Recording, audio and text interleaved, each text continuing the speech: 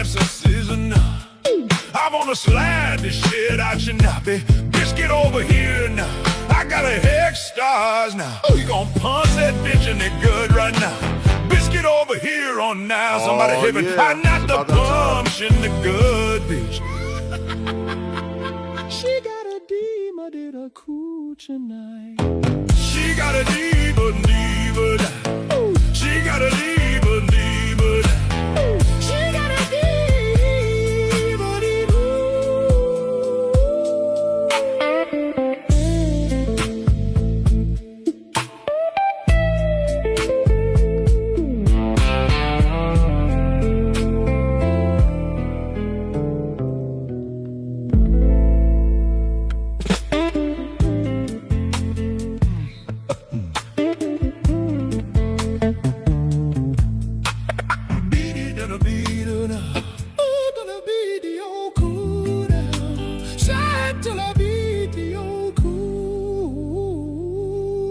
I got a feels that's a season.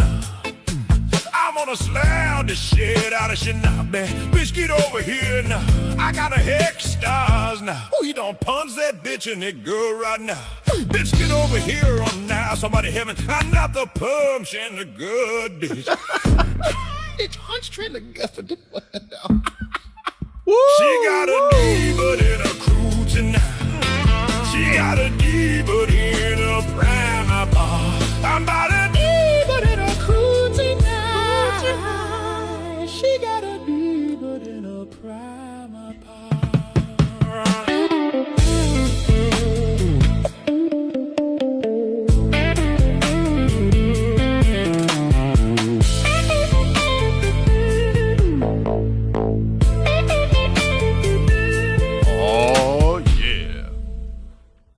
What's up, all you players, pimps, and potato tots?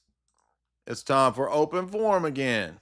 Since nobody wanted to do the movie night, everybody wants culture slop. Talk about Sneako. Talk about Helen of Troy. Talk about Elliot Page.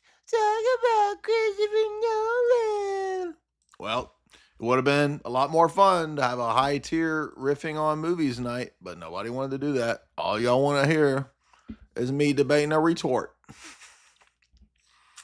That's the whole future, is just, please debate another retort, please. But don't be low tier. We're tired of low tier shit. But please debate more retorts. It's the only form of entertainment. Whatever. Y'all the audience. Y'all the boss. Y'all don't trust me as the boss.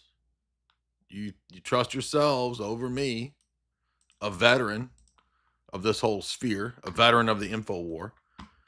You all trust yourselves. No, we know, Dyer. We know better than you what entertainment is, what quality time spent is. No, Dyer, it is not watching B movies with you.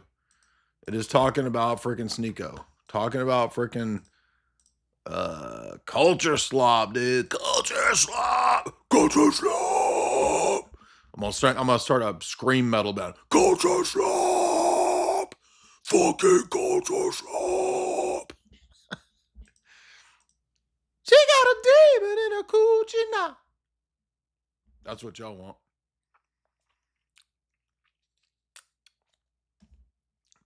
Y'all didn't want movie night. And some of y'all talking, sass, and gossiping. I made a whole song about y'all gossiping. Remember that? One of my early cringecore hits. Gossiping. Why you always wanna be gossiping? Y'all in the chat gossiping. Psst, I heard he didn't even go on one of them big shows. He just made it up. No, I went on it, dummy. You just didn't listen. Monday the 13th, not Monday the 6th. Right? Friday the 13th, except not Friday, Monday. Anyway, where is everybody tonight? It's a Monday night. There ain't nothing else going on. I can tell you that right now. Holy Ray-Bans. Holy Ray-Bans. I forgot about that. So we got so many cringecore songs, I've already forgot them all. So we're going to talk about Culture Slop.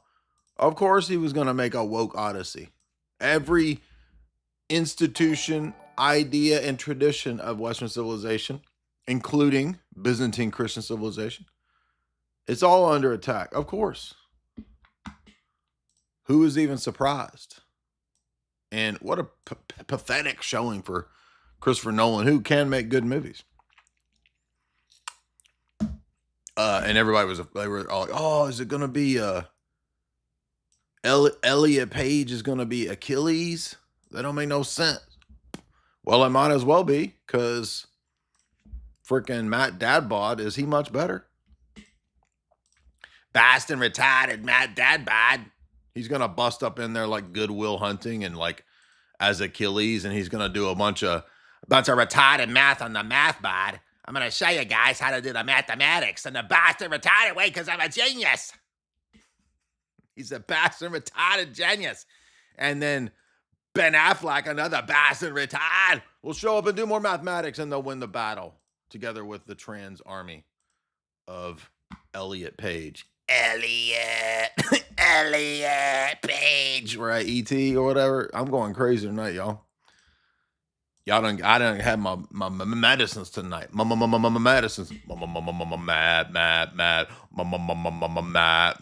I can't stop these feelings in my mind. How's that song go? Some kind of madness. Mad. What's up, everybody? Welcome. I'm just full spurging tonight. The audience done pissed me off. Can't believe y'all. Why would I lie about going on one of the hugest podcasts? Why would I make that up? Y'all just retorted. I got a lot of espresso loaded up. I'm loaded up with Alps. Hint. I'm in the zone right now. Bitch, I'm in the zone right now. You can't keep me out the zone right now. I'm doing Bill and beer throws in the paint right now. Cause I'm in the zone right now. Ooh. Y'all don't even know who Bill Lane Beer is. This is very offensive. Good.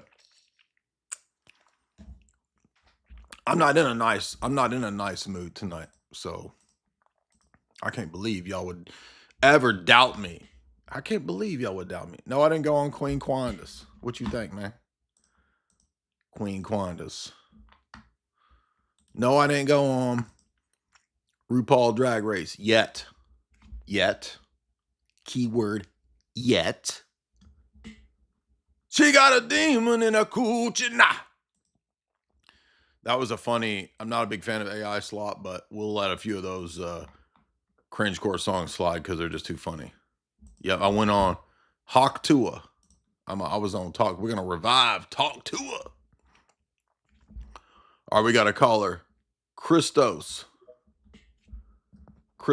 not Jim Bob's Christos. What's up, man? Oh, I hate it when it does this. Speak, dude. I don't know, it's doing that thing where I can't add that dude for some reason. What's up, man? Unmute. How you doing, my friend? Good.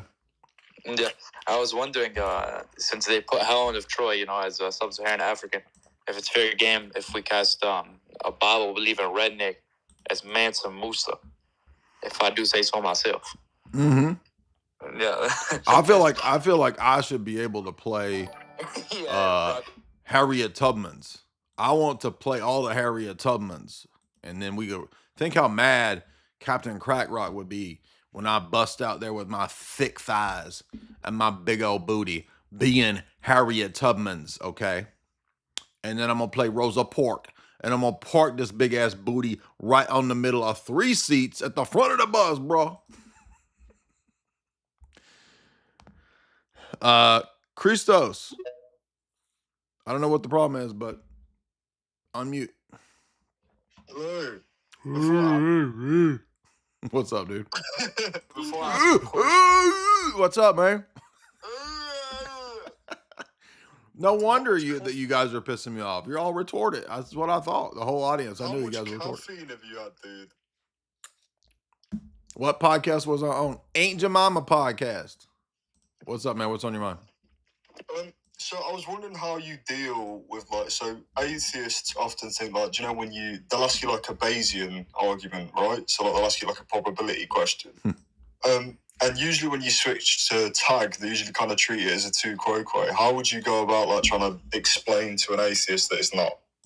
Because I always because the argument is about things prior to the doing of mathematics. So if they want to make a mathematical probabilities argument, they're not addressing the type of argument that tag is. So that's in a different category of a different layer or strata of arguing.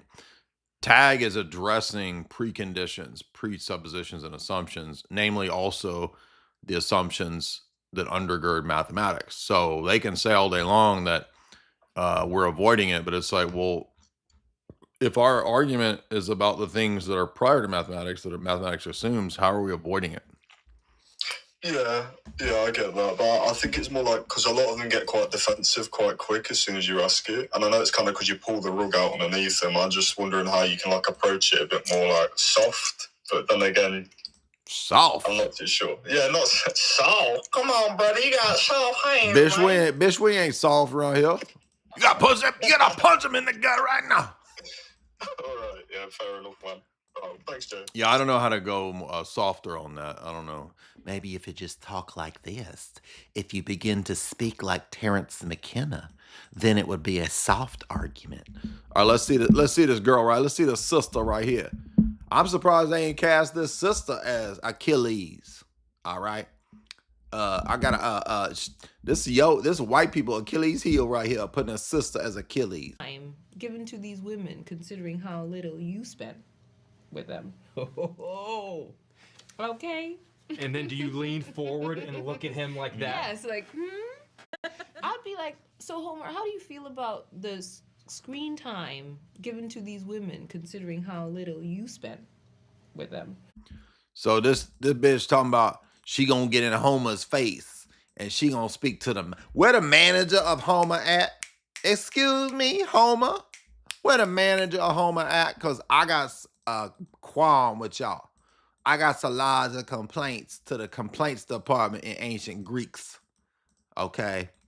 You ain't giving enough screen time to these slave queen sisters, which was all over Greece at the time. All over Greece. What the hell does that even mean? Homer, why didn't you get more screen time? She think Homer making movies and shit? What the hell, bro? Homer made video right there. This shit's getting crazy, dude. It's just crazy. And then we got this goober. King of the goobers, dude. How does anybody follow this person? I'm mystified. And another thing I've noticed too that's kind of annoying about debates, even when you demolish people in debates to the point of like absolutely nuclear devastation, you would think, okay, it's over, dude. It doesn't do anything. Their tarred audience is right back there the next day. And it's like, what was is this accomplishing it? I mean, I know it's accomplishing some because a lot of people do convert and a lot of more intelligent people get their minds changed when they hear exchanges of ideas. But unfortunately, this is just the minority. And then you got this just giant flocks, giant, gaggles of zombies that just follow goober tards, dude. Like this idiot, dude. He's just such an idiot. Takbir! Allahu Akbar! Oh no! Fuck you! This is the Islamic Republic of New Yorkistan. Islam will be in every household. Inshallah, the whole world is Muslim. Welcome to Mamdani's New York. I mean, this dude in 20 whatever, when he was like a kid, well, he had on MAGA hats. He was groomed as a MAGA goober, like not that long ago, 2016. And then he rode the red pill wave as if this retard knows anything about women. Does he even like women? I don't know. According to his former BFF, go get a Bugatti. Go get a little boyfriend. I got a little boyfriend. According to Tate, this dude tried to hit on him, which is all fake and gay. And now he's on the Muslim train, doot, doot, and then he's on, he's ridden a bunch of waves. And now it's just, this is what, I mean, it's so fake. I can't understand how it's not obvious. And then we did that whole debate with him and Muslim Lantern, his go-to dude. And Muslim Lantern was a drooling goobertard. And I mean, just even, isn't Sneako's face annoying? His giant mouth is so annoying, dude. Some people's faces are just like getting on my nerves, dude. Why that dude mouth so big? Close your big ass mouth. Yeah. Well, that's a lot of clicks. Why would you stop filming it if he gets clicks, dude? And dude looked like his breath just perpetually stank. You know that dude's breath just always stinking. Like anything. Just, ugh. Close your mouth, dude. Hello, the whole world is Muslim. Welcome to Mamdani's New York.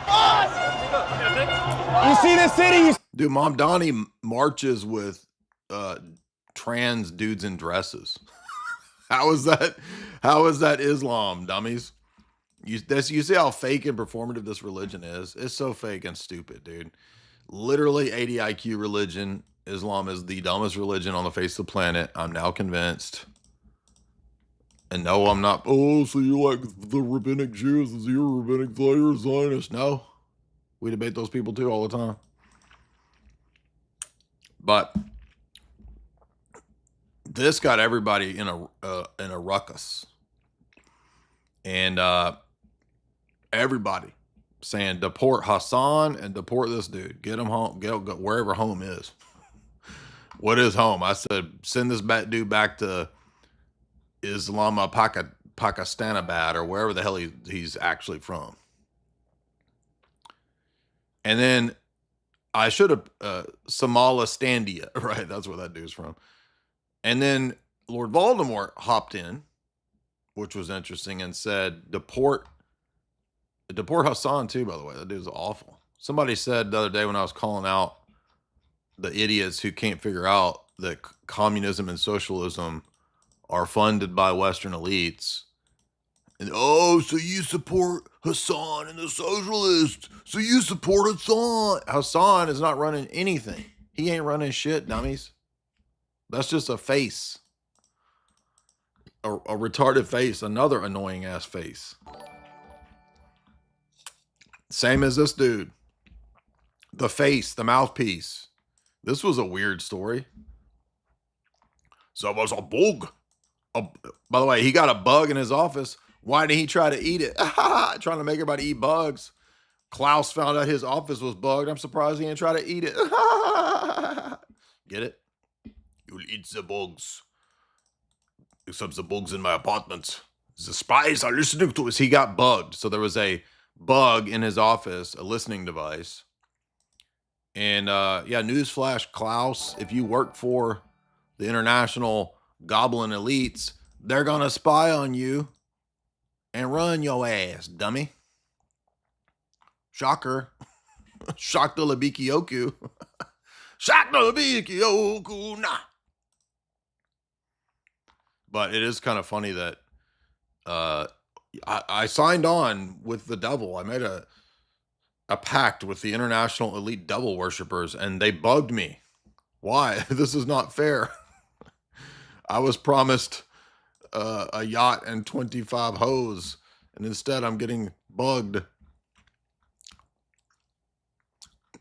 I'm surprised I'm not getting more traction on the. Do y'all not like these thumbnails? I feel like the thumbnails are fire.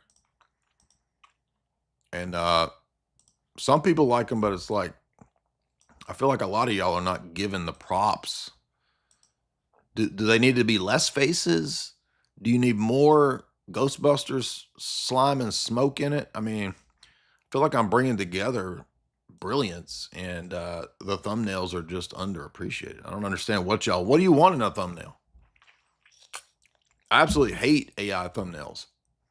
So I'm only going with very minimal AI usage in thumbnails. Is it not good enough for y'all? Shaktala dude. Who's next? Camden. I wanted to look at it. I don't even know anything about the Odyssey. I heard when I first heard about this, I was like, "Oh, there's another movie I will not see." Oh, cool, a movie I won't see. Cool. What's up, man? I'm mute. Hey Jay. Mm. Hey, wanted to talk about created grace. Okay. Wondering, do you have any resources, like specific places that you have seen that be like dogmatic in Catholicism? It's dogmatically stated as part of dogma. Well, it's stated as part of dogma in Ludwig Ott's Fundamentals of Catholic Dogma, and it's stated in the Council of Trent, for example, that that the righteousness that you get in baptism is not the righteousness that God Himself possesses, but that which makes you righteous, which is said to be created grace. Okay. Because anything that's not God's created, right? So when you like press Catholics on this, what is their go-to response? Like, what do they say about that? Like, what do they say created grace actually is? I mean, they have to say what is stated in their dogmatic manuals, that it's, according to Ludwig Ott, it is, quote, a created accident in the soul. So Not the soul, not the effect. The grace itself is a created accident in the soul that is not God Himself. Okay, so they have you pressed like the idea of it just seems to be pushing the thing underneath the rug, like, or a back a step, you know what I mean? It kind of seems like, hey, we have this thing that we're counted as righteous, but we don't really know what it is. And no, I mean, it's called in Ludwig Ott, it's called a supernatural creation. A supernatural creation. Mm-hmm. Okay. But it's an accident in the soul. Okay. So, okay. I mean, that's just retarded. That's the end of Roman Catholicism right there. I mean, it's like, I don't know how else to say it. Like, that should be a kill shot right there. Okay, so I'm not, if you'd humor me and just kind of sure, explain, go ahead. Just like humor me a little bit, like what that statement entails. Like, I'm not well read on Aristotle at all. I don't know what that would mean. Like a supernatural created thing that is an accident in the soul. Like, yep. what does that entail? Well, I mean, they don't go beyond that because they would argue that's really all they can say. So you can't say that it's the Holy. So there's later, if you read my essay on this, Divine Simplicity essay that I wrote many years ago, I cite I think I cite some of the later debates, post-Tridentine debates about it. So there were some debates like, well, is it the Holy Spirit?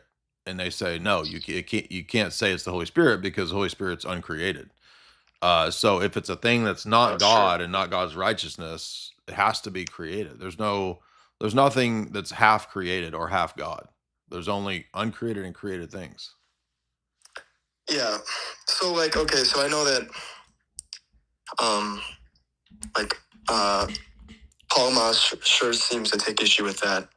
From my reading of the triads a few weeks back. I'm wondering. Yeah, you also the book to read on this though is the dialogue with a Barlaamite, the one that's like 90 pages. I heard I was supposed to read that second, so I just haven't got to yet. But, yeah, it will deal with all that.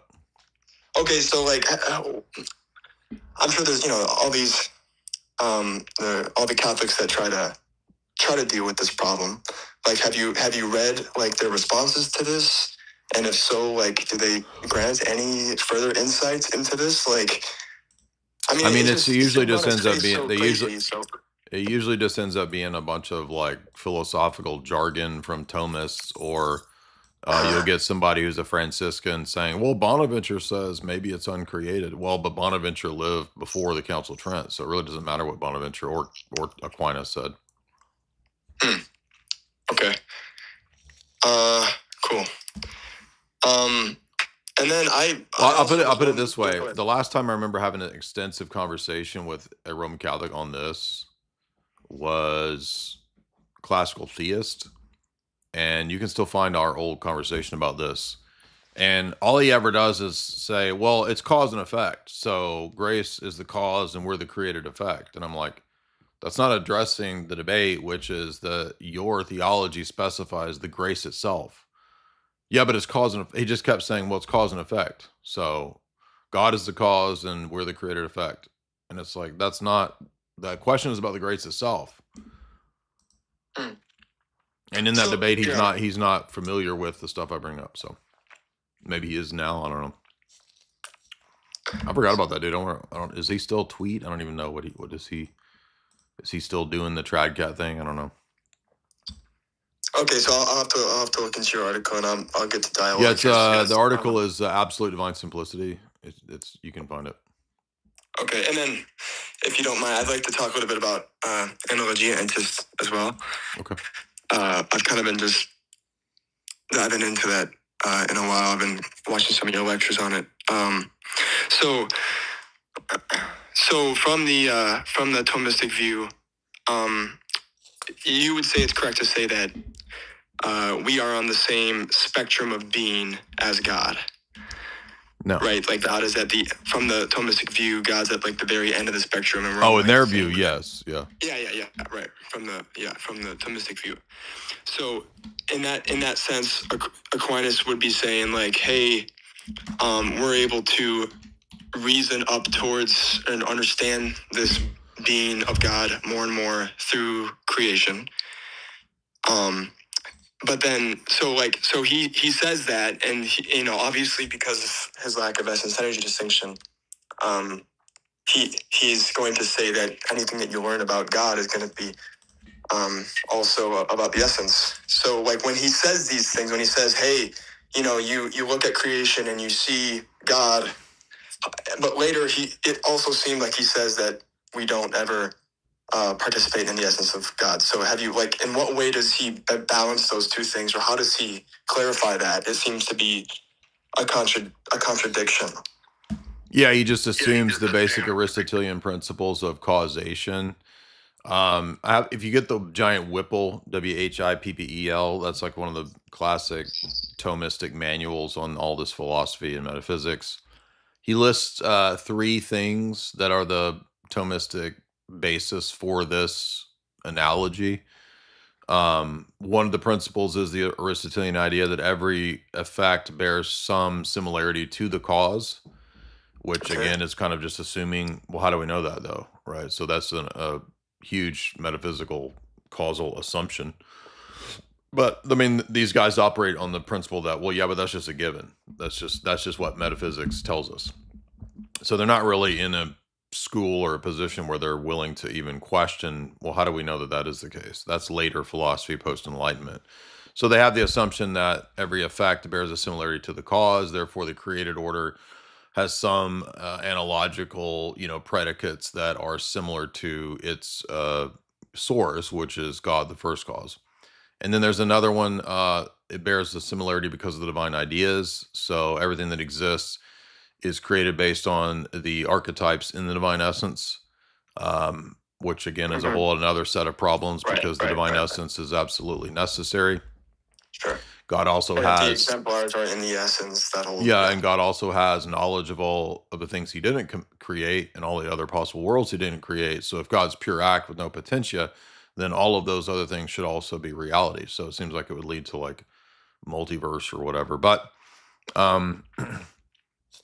beyond that, it's like, well, how do we know? But what is the similarity between an uncreated, absolutely simple essence and the created effects? It's like, it's usually cashed out as opposites, especially in Greek philosophy. So it kind of ignores the elephant in the room, which is, well, how is that in any way similar? If God is absolutely simple, outside of time and space, he's not made of parts, he's, like we say, non-composite, he is non-physical, et cetera, et cetera. He's eternal, unchanging. Then what in any of that is at all similar to created things, which are the opposite? Created things are temporal, they are changing, they are many, they are composite, they exist in a state of potentiality. So it's hard to understand what the similarity would even be other than to just say there is one. okay, so from our view, we would say, what, like, By the way, there's a third category, but I don't remember off the top of my head what the third category is. okay, so from our view, we would say that we have like, we reason, like what Basil says in letter 234, that we do reason towards the energies, or that that creation is. So we learn about. Yeah, for us, for example, the analogia, if we were to speak this way, it would be to the energies or the operations, which are not the same as the divine essence. So there would be no analogy to the essence. This is why it's very bizarre when Roman Catholics speak of analogia entis, and then they reduce every attribute and predicate to the divine essence, especially, the Thomists. So for us, that's like, well, then it doesn't really make sense that you also believe in via negativa, apophatic theology, because that's a theology of negation. So if you have a theology of negation, how are you turning around and then doing positive predication of the divine essence by saying that God's foreknowledge, God's love, God's mercy are absolutely isomorphically identical to the absolutely simple essence? It just cancels out the whole thing, because now there's no actual real distinction between the attributes. They're all kind of jumbled up, and the distinction is only mental, notional, or in our minds. So they're not really distinct. Yeah. So creating is the same thing as destroying. So, and then from that view, I also understood, Thomas would also say that our experience of God, or like the experience of like God's love, comes to us in that same like natural knowledge way as the rest of the created order. And I feel like I've heard people make that argument, that the idea that there's no like qualitative difference between like natural knowledge and like knowledge of and from God. Yeah, I made this argument. It's like, so he wants to have the two-tiered nature grace idea. Revelation is, supernatural, it's grace. Knowledge that comes from, the natural realm is natural knowledge. But it's like, but you say that both of them are just created effects. So that cancels out the two-tier thing, because all you're ever getting is created effects. Sure. And by the way, if all you're ever getting is created effects, how do you know the difference between the created effect of God's love and the created effects of God's wrath? It'd all be the same. So it's an equalizer. Sure. Well, it seems to devolve in I guess, nominalism, huh? I think you could make that argument. And I made an argument. I had an essay I wrote a long time ago arguing that really David Hume and his empiricism and nominalism is just the next step in that direction of Thomistic empiricism, because if you think about Thomas's anthropology, he says there's nothing in the intellect that's not first in the senses. And if you begin your whole philosophy and your epistemology with that, then there's a host of problems. For example, it's called the peripatetic axiom. Well, the peripatetic axiom is not in the senses, so it also can't be in the intellect.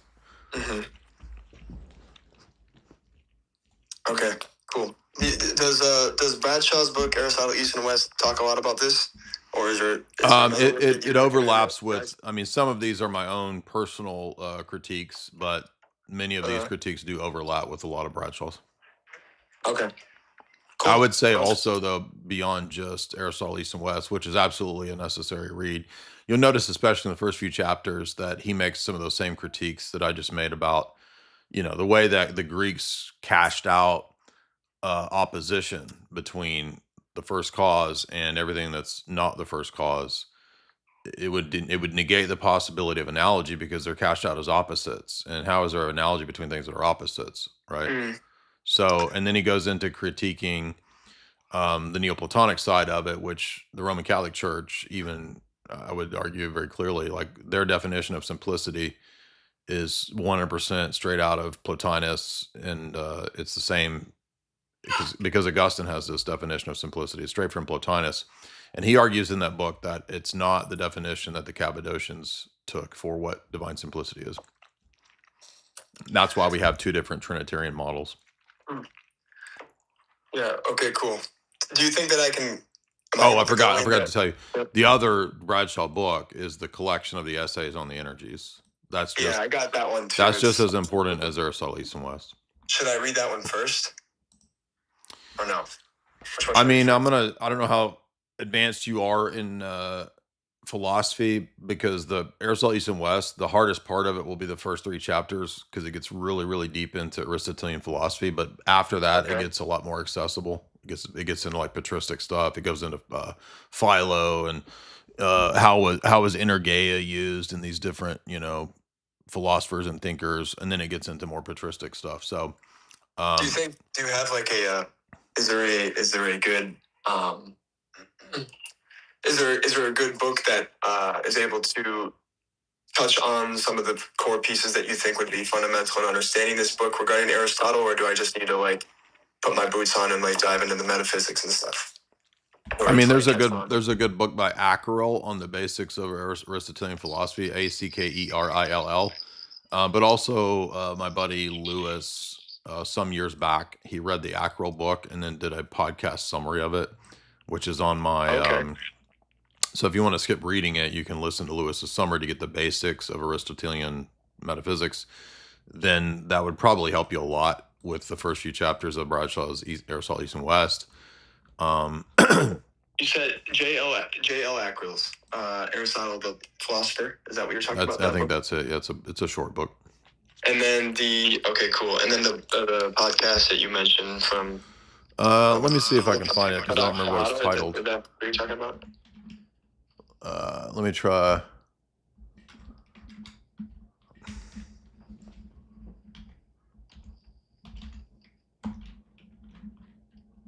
I can't see the type.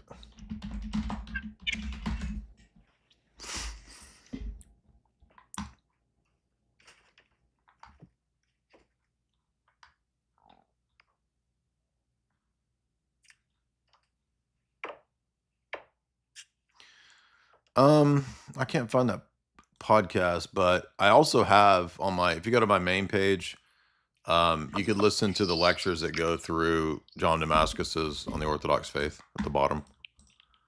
Because we walk through that entire book, and it also is dealing with all the same stuff. John Damascus's work, you think would be able to help prepare me for Aristotle East and West? Sure. It would be easier than reading Bradshaw. Cool. We also have some videos with Bradshaw where we interviewed him. Yeah, I mean, I've watched that like 10 times. Okay. Let me see if I can find this one by Lewis, because it's really good.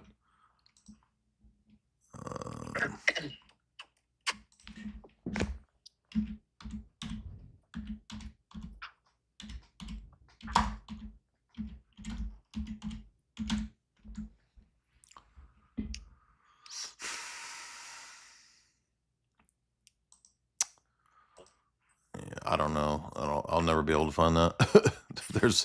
I looked the other day.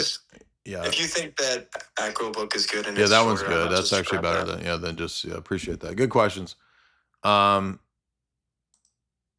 looked the other day. There's 2,000 uploads to my Spreaker. So there's 2,000 podcasts, which is kind of crazy. Con, what's up, man?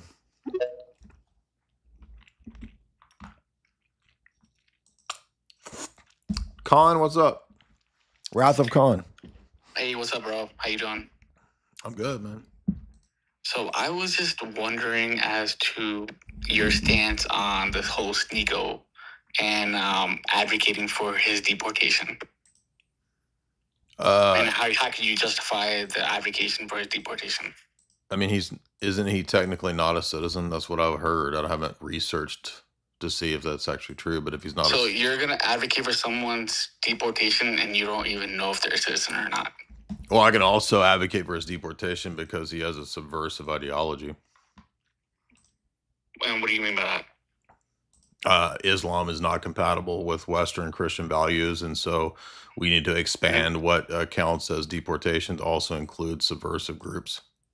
Okay, so is atheism a subversive group, or in the long run, deportable? yes, it could qualify as that. Yeah. So how come? So do you believe that every atheist in America or Yeah, non-Christian down the should be road, deported? if we change the laws, yeah, sure.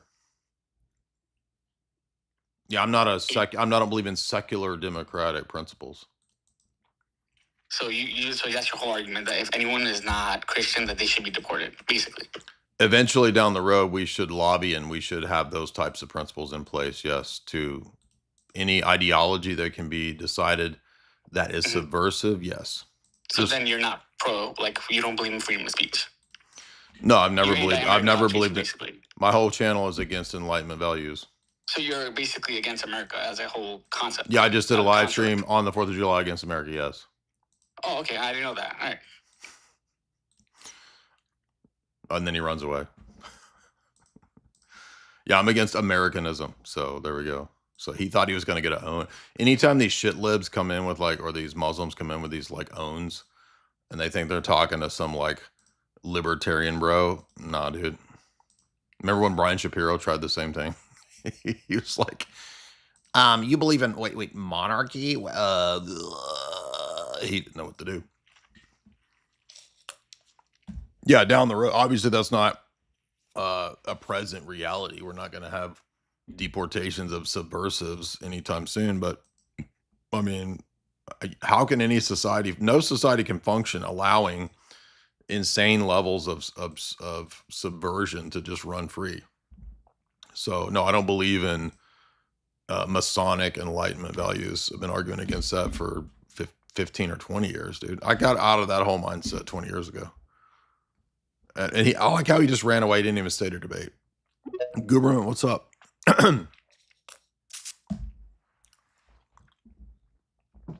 He got a demon in his coochie. That's a problem with him.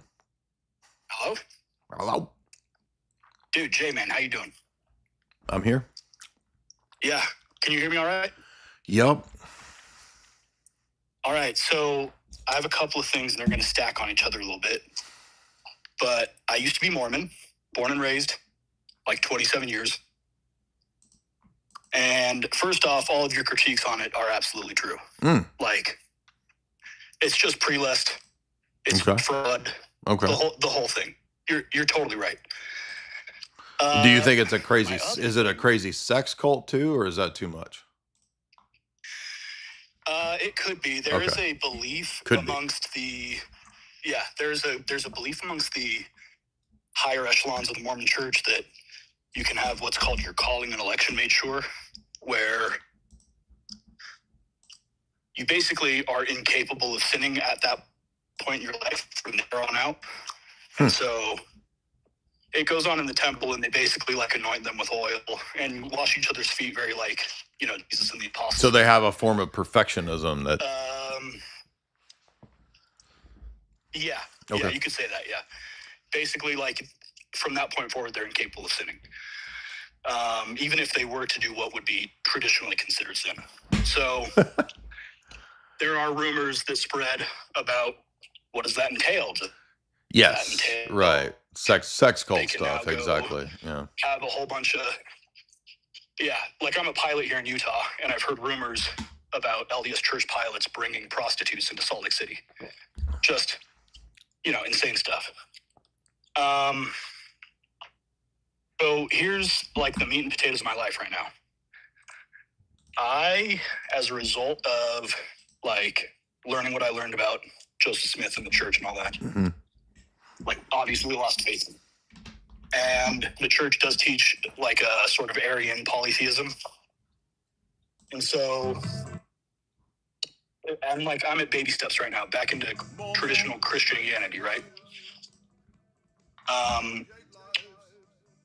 Along with losing my faith as it was presented to me through the LDS church, I seem to have lost my ability to get a sense for God. And so in baby steps way, I was very much an LDS theologian. You were very intellectual about it. You were. What? You said you were? I was, yes. Okay, go ahead. I was I was very much an LDS theologian, very into it intellectually. Okay. And because of that that intellectual point of view, I'm familiar with your story to an extent, having gone through some Protestant years and now into Roman Catholicism and now into Orthodoxy. Mm-hmm. I am inquiring loosely, not officially, Okay. at like my Antiochian parish. Okay. What would you recommend? And I've talked to my father about the spiritual father about this, and I've asked some other like ex-LDS parishioners about it. What would you recommend, like a guy like me who struggles to believe in God? Like I want to believe in God. But it's weird. It's like almost it's like a one layer extrapolated from belief. Like I think I want a God, but I have a hard time believing in God. What would you say to something like that? Do you think that at this juncture in your life, the reason for that is just because of the past traumatic experience and change of your paradigm, or do you think that it's more than that and it's intellectual questions? I think part of it is intellectual questions, and I've, watched things from you and like John Lennox about like the transcendental argument. Mm-hmm. That makes sense to me. Mm-hmm. But I would bet that there's probably a sort of like spiritual trauma factor to it. It's been like 10 years since I left the LDS faith. And it's just, like I started inquiring because I realized that like, while it is a different God, while it is a different faith, there are similarities in the interpretation of the New Testament, like belief in a church, belief in a priesthood authority. Mm-hmm. The LDS church just teaches that they are those things, and they're clearly not. Yeah. So that's what kind of led me to. I got you right. So when you had this, so you've been out of it for 10 years, and you said a little bit of Protestantism. Yeah. Like, did you go from Protestant to atheist? Yeah, I kind of went from like LDS to like minimum scripture or scriptural minimalism or whatever they call it. I'm not really sure. And then what is that? I'm not familiar with it. What is that? I'm not familiar with it. I think it's probably sola scriptura sort of ideas. Okay. So like a non-denominational local Bible church type of thing or something? No, not even that. Like alone in my office reading and trying to make sense of it. Yeah. So you got paranoid justifiably about institutions. I think so. Yeah. And it seems to have like crept into my ability to believe in God, or like my willingness maybe is a better word. I'm not really sure. Yeah. I think, and I don't think you should like try to ignore those types of questions because they're going to be there. But I think aspects of this, like in terms of the past trauma stuff, that will go away. I mean, I can remember I had a couple of these, big paradigm shifts, like leaving Protestantism for Catholicism was a huge paradigm shift. And for me at that time, when I was 20 or 21, it was pretty traumatic. It was pretty earth shattering. I lost a lot of friends, had a lot of people say, "Oh, you're going to hell now." And so that was really difficult at that time. And then I remember, going from Tradcat to beginning to questioning that was a huge shift. Not as tough as the other one, but so I can understand that. And I think a lot of that will go away, but also, I think there's things that you can look at that would help you at this phase. I mean, I always like to go back to stuff like, you could get Paul Davies' book, Mind of God. That's a good one for people who are looking at like just evidences for design that goes beyond just basic bitch teleological arguments, but actually looking at the structure of reality. It's like you can get a lot more sophisticated. That little book Quadrivium is really good. That shows like the synthesis between different disciplines and how classical pedagogy always linked them together. Because you've probably seen a lot of the like tag debates. So I think those are good places to go. That little book, Ultimate Proof by Dr. Jason Lyle, is really good, and it's very readable. So I would say those are things that you could look at to kind of solidify like stage 1 type stuff, if that's what you're wanting to do. Right. Yeah. Like when I went to the parish, it was like obviously the most unbelievably holy experience I've had. Good. Like Mormonism just doesn't have any. It's like the millennial, the interior design of like millennial homes of 2026. It's like just no decoration, no nothing. It's so boring, right? And like there have been inklings where I feel like I've felt like God's mercy and love and presence in my life just very intermittently. Yeah. Since living LDS faith. And so I guess like from a proof standpoint, I've taken notes on those books. Thank you, by the way. And not so much from a proof standpoint, but like, I guess kind of like, you know, like the ascesis, right? Like training myself to like be sensitive to like the presence of the omniscient. Have you forgive your mother? Have you forgive your mother? yeah, right, yeah, totally. Actually, she also left the LDS church, so in a way, yes, we have. I was just citing Jesse Lee Peterson. Go ahead. Oh, okay. Yeah, I don't pay attention to him. That's what he does. He always says, "You already could forgive your mother." I'm just making a joke. Go ahead. Yeah, no, fair enough. But yeah, I think that's like almost more so than like the proof and transcendentalism and things like that, and like design, like becoming sensitive to like not pre-lest, right? Not theophany. I'm not looking for that sort of thing. I'm not looking to like suddenly speak in tongues like a Pentecostal or whatever. Yeah. But you know, like I would say give it time, dude. Time heals everything.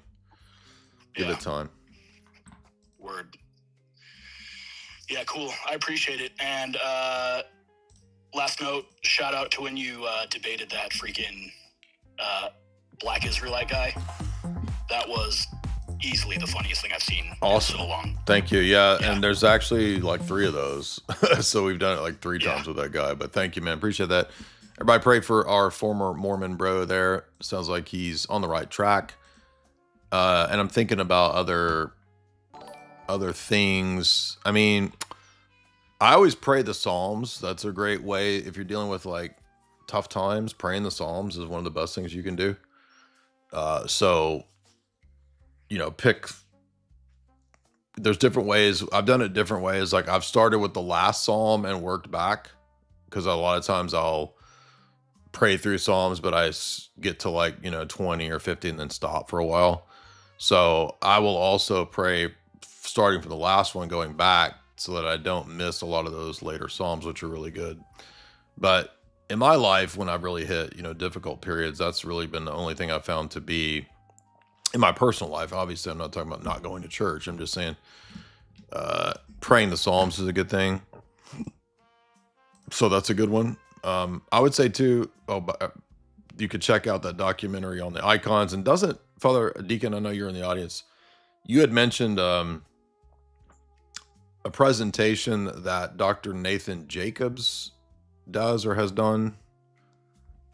Is that good for people that are kind of looking at the Orthodox Church but not really into it yet per se? I forget exactly what. I remember you talking about this presentation or this documentary or something that he made about becoming human or something. Are you able to, maybe you're not able to speak, I don't know.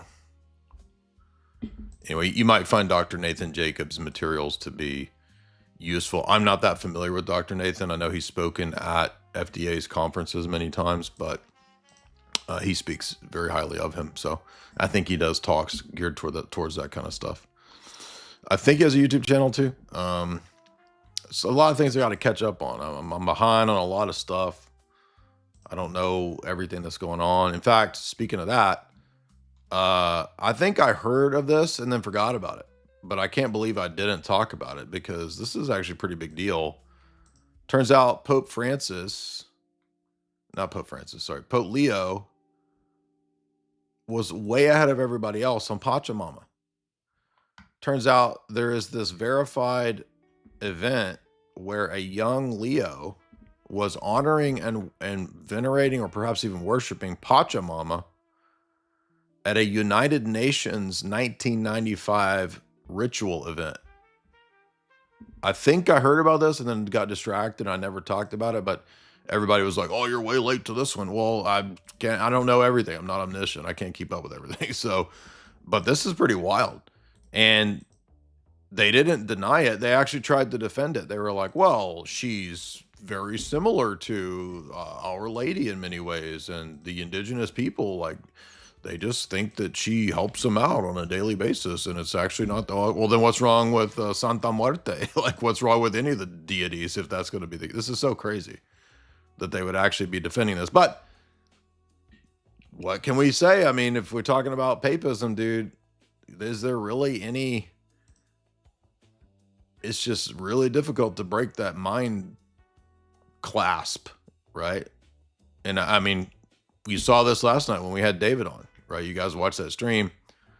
Nice guy, had me on his podcast with Blonde in the Belly of the Beast back in the day. Affable, cool dude. But like every question, it's like, I don't know, man. I just leave it up to mystery, and I don't want to leave my heritage. It's like, well, so if I'm raised in a satanic cult, I guess I can't leave my heritage. Right? It's like just, but not very good reasons. But I don't know. And then shout out to Jim Jatras. I missed this one. Even myself. I missed these Roman Catholic kill shots. Somehow I missed this one over the years. I think this would be Pius the 11th has an encyclical, or 11th or 12th, has an encyclical called Mediator Dei in 1947. And it says, it follows from all of this previous reasoning that the Supreme Pontiff alone enjoys the right to recognize and establish any practice of the worship of God, to introduce and approve any new rite, and to modify those rites as he judges to require modification. You see that? So the Roman Pontiff is supreme over all the liturgical rites and their form and their reform in the Roman system. Bishops, for their part, have a right and duty to carefully watch over this observance and the prescriptions of these canons respecting worship. But private individuals, even though they are not clerics, may not be left to decide these holy, venerable matters. That means French bishops like Lefebvre don't get to decide. That means Bishop Fillet doesn't decide. That means Bishop Goldaddy, or whatever his name was. He doesn't decide this. That means David Raleigh doesn't get to decide whether the rites promulgated by Rome are defective. I mean, there's probably 20 more papal quote mines that say the same stuff that we haven't even discovered, that are just like out there sitting in papal encyclicals just waiting to be discovered. But again, it shows I'm correct. What I'm telling you about Rome is correct.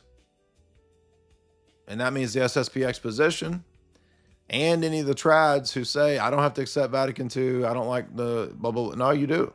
Clear as day. You don't get to decide that. Well, I'm going to be a Protestant Roman Catholic anyway and decide, no, you can't do that. So you're just not Roman Catholic anymore. You're some other kind of, that's why I kept saying, how are you any different than old Catholics? And I realized this when I was having sedevacantism kind of collapse. It's like, well, this position is not really different than the old Catholics. And if you read Si de Ligas, which is against the old Catholics, the same arguments refute the sedevacantists. So there's no way to go in that system. I spent many years with all of the different mental gymnastics and, let me come up with a new mathematical formula to make this all work. And it's like, it just doesn't work, dude. It's like just system level defeaters everywhere. I mean, is this not what you read on the screen, you guys? Is that not just a obvious, faithful expression of the Vatican I papal mindset? And it's even reaffirmed in Vatican II documents, the same idea. Bishops don't decide what the liturgical rites are. The Pope does. And if the bishops don't, it sure as hell ain't laity deciding. It says it right there. Private lay Catholics sure as hell don't decide the form and expression of the liturgical rites. The Pope does. Duh. And for these people, it doesn't matter how many times the popes tell them this, they still act like, no, I'll decide. I know better than Leo and Francis and everybody else. But you're immediately presented with the problem. Well, wait a minute though. Why am I supposed to follow a dude who's over here worshiping Pachamama? It doesn't make sense because it's not true. And it wasn't interesting in that discussion with David where he was like, look, I don't want to turn off my mind. And then it's like 5 minutes, 10 minutes later, he's like, I don't know. I just leave these questions up to church history and time so you turn your mind off. So anyway. Who's next? ADI. How come everybody comes to debate this stuff, but you don't want to come watch me riffing on movies? I'm joking. Go ahead. What's up? Am I speaking? Can you hear me? You're speaking. Yeah. Yeah. Okay. So talking to a family member, and he said he wrote a paper in theology or whatever. He said, Are you there? I know you. You cut out. A family member wrote a paper. Go ahead. And, of Platonism. Bro, you cut out. Start Greek over. philosophy. But you can't separate that. Any kind of text will have that. They'll have to use language and stuff like that. So he kind of agreed to that. But then he said, Are you there? monasticism Can is you hear an me? example of how Hello? It's Neoplaton because it's Bro, you can't hear me, dude. Spirit above the physical. We didn't hear any of that. Neoplaton. You mean Neoplatonic? We can't hear any of that. Call back in. Matthew, what's up?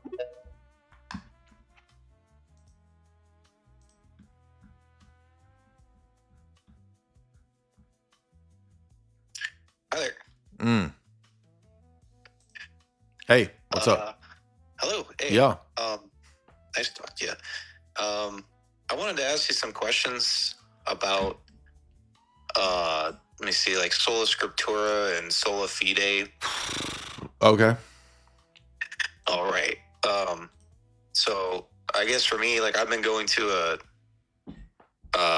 what is it called? IFB, Independent Fundamental Baptist Church for the past 2 years. I'm sorry. Yeah, thank you. I didn't know. But I've been going there for 2 years and I've made friends and, you know, I don't know. All that's been good at least. But I mean, one thing that I noticed after going there for a while, was just kind of I didn't know what it was at first, but then it kind of occurred to me that there's this like cherry picking of scripture, of kind of deciding what is and isn't. Yeah, it's a cult. And then, It's a cult. okay. So I was going to ask you, like, how would you describe, like, I guess after I listened to a lot of your stuff, and I kind of. Did you hear the debate with the IFB guy? I think I did. I can't remember what his name was, but you know, Pastor Jonathan Shelley, I think.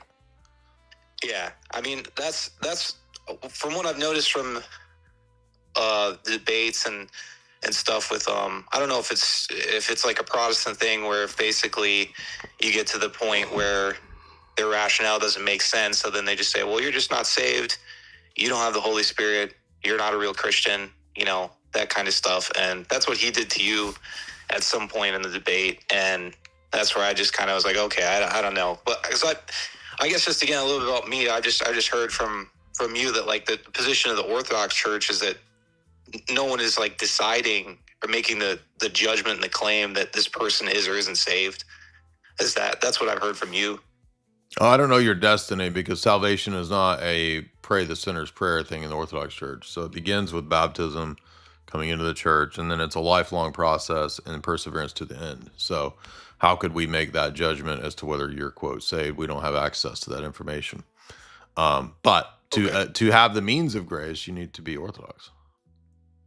Okay, yeah, and that's something I've been looking at. I have an Orthodox church in my area. I live in like a smaller town, and I guess they do liturgy about once a month, and I wanted to go and check that out. And but anyway, so for what I've noticed is about the cherry picking and stuff like that, was that it seems like it kind of comes down to like a mixing those two, which I think you've said that those are kind of the two issues with the solas, is sola fide, sola scriptura, and how they work together. And like for me, I was imagining that because the sola fide leads kind of to the once saved, always saved. Yeah, and it leads to I don't need a church. It's just me on my own, and I can do it all myself. And Jesus already did it all, so I'm good. I mean, it's just all kinds of problems with it.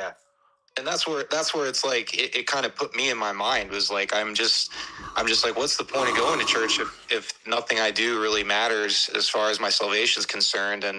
And from my pastor, it's kind of that's what he's concerned with the sermons is just you got to get people saved, get them inspired, and get them to believe God more. And so that's kind of, I don't know, you show up and the sermons are mostly, that's what it's mostly about. And yeah, man, it's just based in ignorance, dude.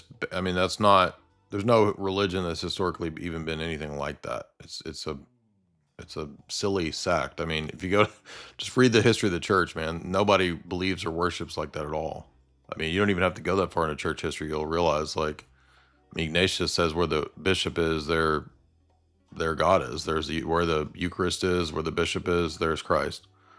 I mean, they don't have Baptist Eucharist. They don't have a Baptist bishop. So, like, that right there tells you, like, okay, this is not the church of the 1st, 2nd, 3rd century for sure. Okay. Yeah, one example because I know you said too about like sola scriptura is it leads to like this personal interpretation where people just, they say the Holy Spirit told me this is what it says. And, I don't know, you just have a group of people where everybody's just saying the Holy Spirit told me this and the Holy Spirit told me that. But there's no public objective way to, adjudicate in a normative way to say, okay, well, this is the right one. We got to follow this. Yeah. And so so from the Orthodox standpoint, how is that, I guess determined, like, is there people in the Orthodox church saying, going around saying like, hey, I have the Holy Spirit and told me this. And, you just got to take it for what it is, or like nobody's going to say the Holy Spirit told me this. We have the mind of the church. We have the mind of Christ. We look to the church fathers, to the councils. We look to the liturgy. All the things that have already kind of been handed down to us are the framework for understanding and knowing how to interpret these things. So, for example, the basics is the Niceno-Constantinopolitan Creed. So everybody begins their Christianity with that creedal statement, and then the other doctrines flow from that. So the certitude and the public adjudication begins with that first 1,000 years of what Christianity laid down. And most of the necessary beliefs are in that framework within that time period. I mean, yes, there could be some new error heresy, but pretty much everything that's the basics is there. It's already laid down. It's solidified. And, it's not like we're not saying, oh, you all got to get a PhD and read all the church fathers. None of that's even necessary because it's not difficult to find out what the Council of Nicaea taught, what Chalcedon taught. Now, there might be areas that are difficult and confusing, but when it comes to the basics of the creed, it's not that confusing. It's not that difficult. But the creed itself, when it says one Holy Catholic Apostolic, that automatically cuts out like all the Protestant domain. That's it. You're X'd out. You guys don't count. You're not even within I'm not trying to be mean to you, but you're not even within the bounds of Christianity if you don't believe the Niceno-Constantinopolitan Creed. The first 1,000 years of Christianity would say that if you don't believe at least this creed in its basics, you're not even in the domain. You're not in the game. You're playing some other game. Oh, but I have 5 of the doctrines. It doesn't matter. You have to have the whole thing. To depart in one of those doctrines makes you no longer part of the body, no longer part of that discussion. So I would start with that. CC, what's up? You could read something like the Catechetical Lectures of St. Cyril of Jerusalem. You could read the Patriarch of Jerusalem in the 4th century. Gave us an excellent catechism. And it's a way to see what was the beliefs of the church in Jerusalem in the 4th century. Read the Catechism of St. Cyril of Jerusalem. We did a whole podcast on it. CC, what's up? Hey, Jay. Hey. I love your work, man. Good stuff. I like the religious stuff you do, and then the non-religious stuff you do too. That's really, really good stuff. Appreciate it. I just came up with some questions like, I'll ask you. Thank you, sir. Do you believe that literally the Holy Spirit can be within, like you or me? Well, he has omniscience, so yes, in that sense, he's omnipresent. But in a unique mode, he dwells within the people in the church that live according to the Christian principles. So yes. Yeah. Okay. Yeah. And how do you understand that? Like, what would it feel like, or what is it? Do you think that? Yeah, I don't know if you could just kind of expand on that a little bit. I mean, it begins with repenting and coming into the church, catechumen period, and then of course baptism is really the essence of that. So, I mean, the doctrine of baptism is that the Holy Spirit lives in you and regenerates you. So it's not really so much about feelings as it is continual sort of renewal and repentance and living the sacramental life in the church. But it's not like, it's not so much, I mean, there might be feelings at times, but it's not a feely thing. You haven't had like a profound experience where you felt like, yeah, I have, but I'm not gonna, I've had periods in my life, but I'm not gonna base the religion and the faith on that, because those things come and go. Yeah, that makes sense.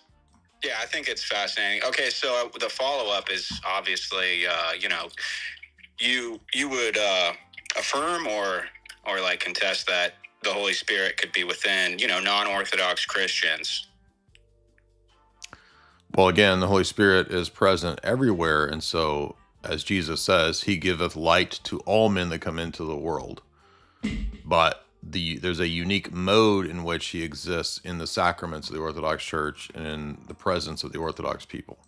So that's the Orthodox position.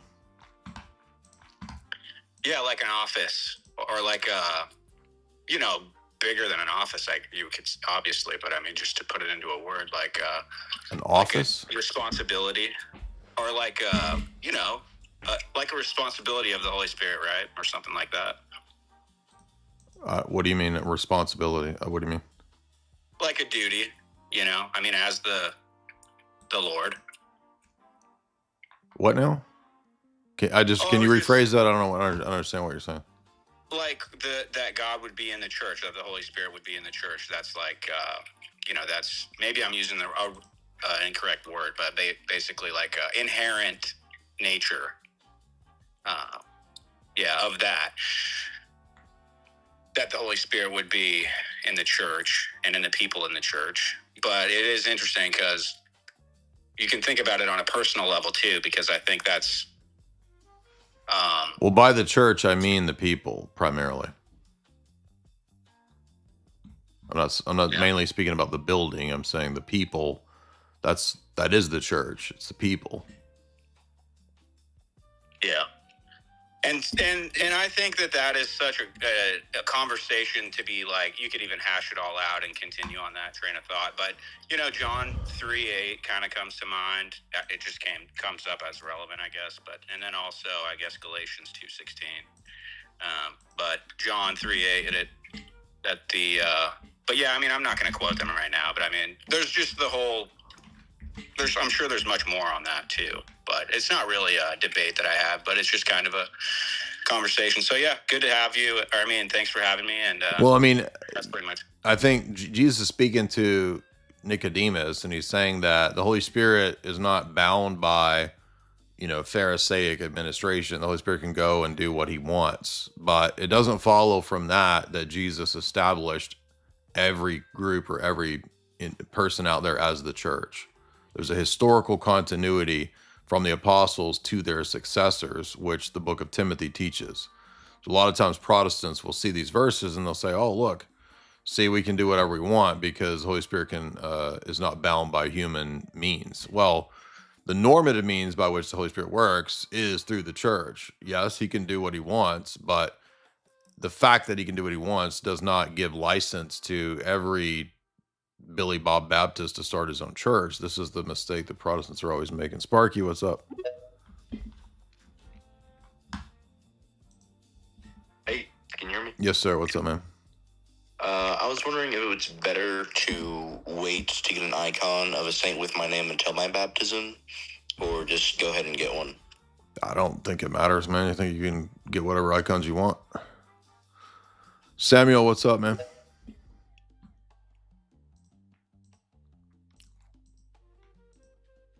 Samuel, we'll read some super chats. What's up, dude?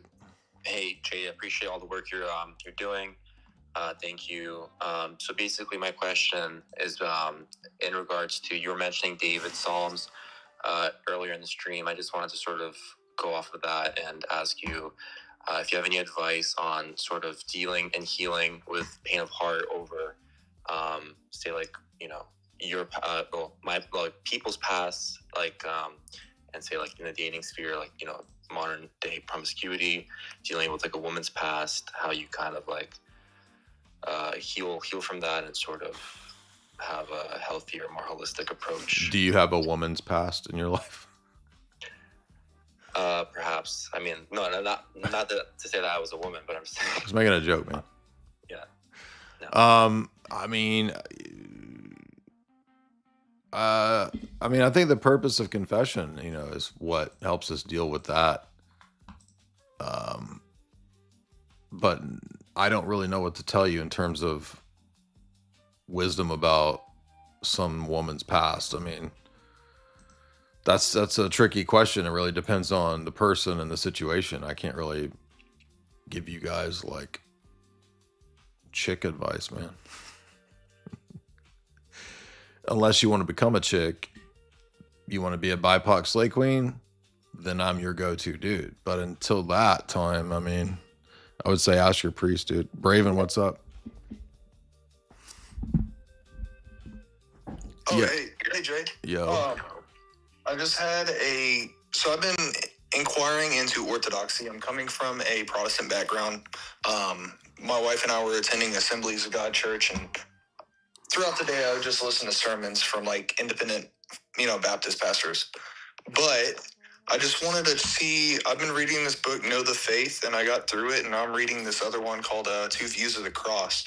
I just want to ask you, see if I'm understanding what I'm reading well, as far as it goes with the Orthodox view on sin first.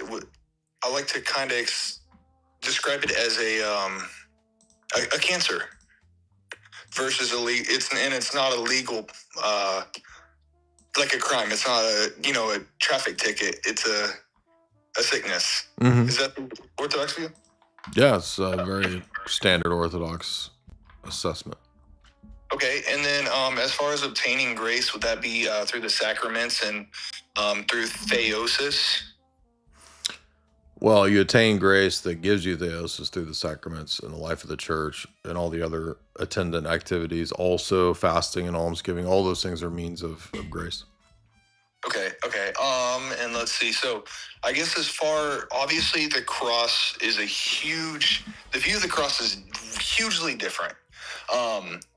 So I guess would the Orthodox view be, it seems to be focused on Jesus came in, I'm not a Miaphysite, so I'm trying to, he added our nature, he assumed our nature to heal it and defeated death by death. He went into Hades and basically blew the thing open. I don't know. I'm probably explaining that wrong. Is that? No, I have a video. Just go watch the video. You're in a cosmic battle, because it's actually made to address that very question. So I appreciate the question. Good questions. Zachary, what's up, man? Oh shit, we got Zach Morris. We got Say by the Bell alumni. What's up, man?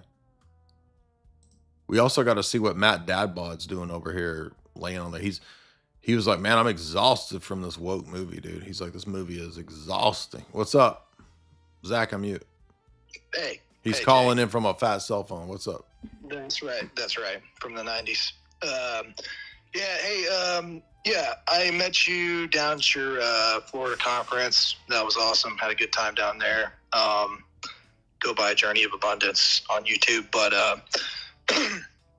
I hope this is cool with you, but I wanted to just recommend, I from what I understand, Marco Arroyo from In Between Sundays, he reached out to you about doing a debate with a Church of Christ guy. I came from a Church of Christ background before I was Orthodox.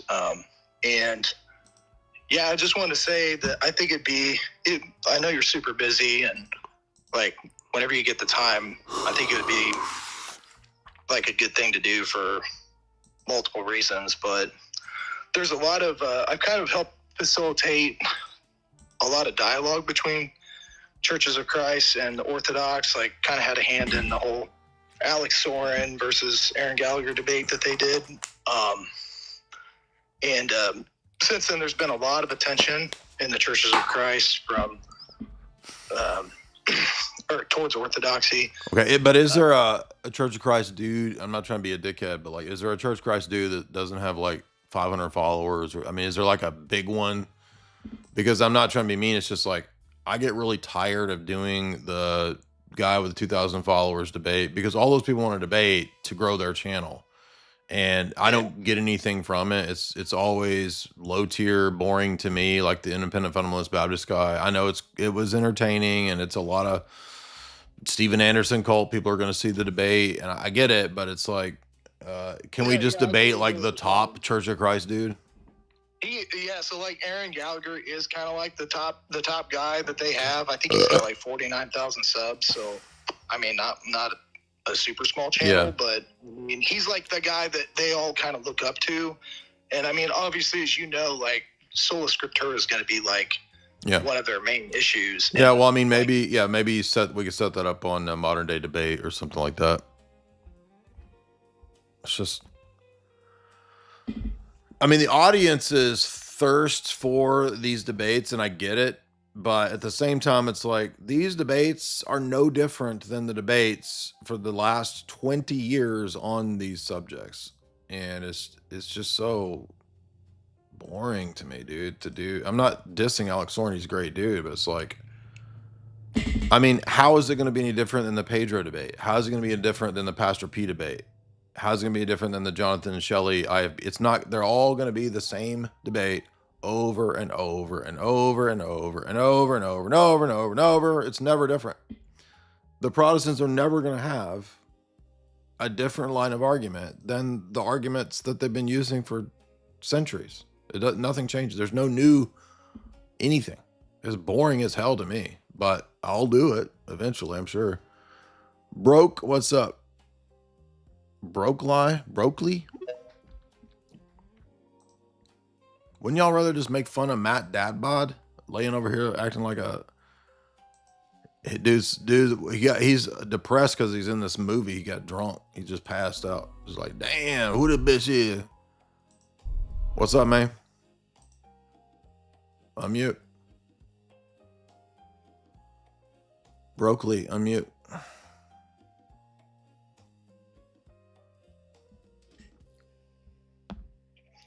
Hello, Jay. Hey. Hey, I would like to thank you for being patient with the previous caller. That was quite virtuous in itself. What's on your mind tonight? Let me get off this ladder here. What are you standing on ladders for? Topic. Dude's making phone calls on a ladder. Why are you on a ladder, bro? You on Jacob's ladder? I believe Sneako is a grifting boy turned into an insecure man. What? I've listened to the Gen Z scholar Turkey Tom on him. I'm sure it's once as popular he will worship the Mama Pac-Man, like you were mentioning earlier. What are you talking about? You just spitting out schizo stuff. What are you saying? The Pachamama. Oh, Pachamama. What about it? Yes, he is a grifter, Jay, not an adversarial jock build scholar like yourself. Who is a grifter? Sneako. Sneako's a grifter. We can barely hear you. Yes, dude. he is not. Okay. Yeah, I know. I've always thought Sneako is like just there to ride whatever the next wave is. He's not. He doesn't actually believe in any of these ideas. Yes, with that being said, my actual question is in reference to the TR trial, which began recently. The Tyler Kirk, the Charlie Kirk thing. barrel too long. The 2.5 foot steel barrel cannot be hidden in pants while running or jumping safely. Missing tool. The screwdriver was left on the roof, making later reassembly in the woods impossible. Stopping to rebuild a gun while running away is just to dump it makes no sense. The tariff report shows the fatal bullet fragment does not match the rifle barrel. That's it. All right, dude. Relax, bro. Take a breath. You got it out. Interesting. Guys, remember, I'll be at DebateCon. If you want to get your tickets here for DebateCon 8. I'll be doing multiple debates. Dude was on a ladder, and then he just started jogging. You can use the promo code, what is it? 20 from Jay right there. But, so basically, Matt Dadbod decided to go to the beach. He wasn't having fun. He got too drunk, passed out. Looked over, seen Zendaya was over there. He's like, damn, babe, what you doing, bro? Damn, babe. Right, and then he gets on a boat. He's on a boat. They start a bonfire. It's hella lit. He gets over here, a bunch of dead dudes. He falls in love with Devil Wears Prada bitch over here. They find a castle. He decides he's gonna make a home.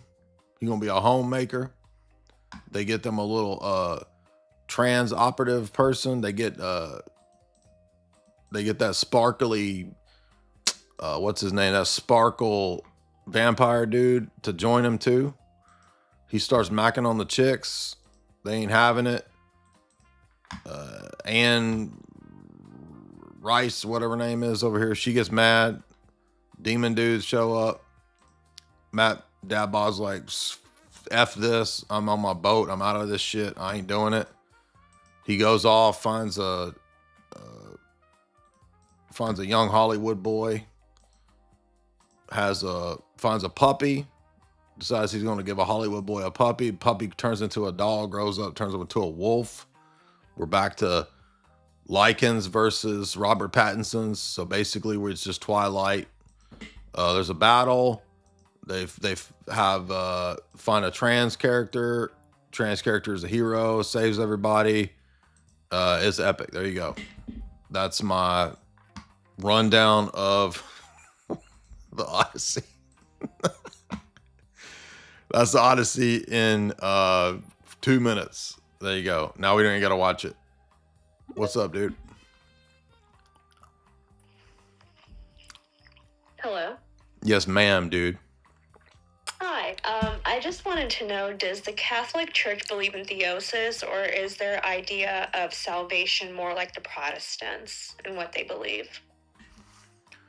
The Catholic Church has on the books the phrase or term theosis, but it doesn't really mean the same thing. It's not the same theology as the Orthodox view.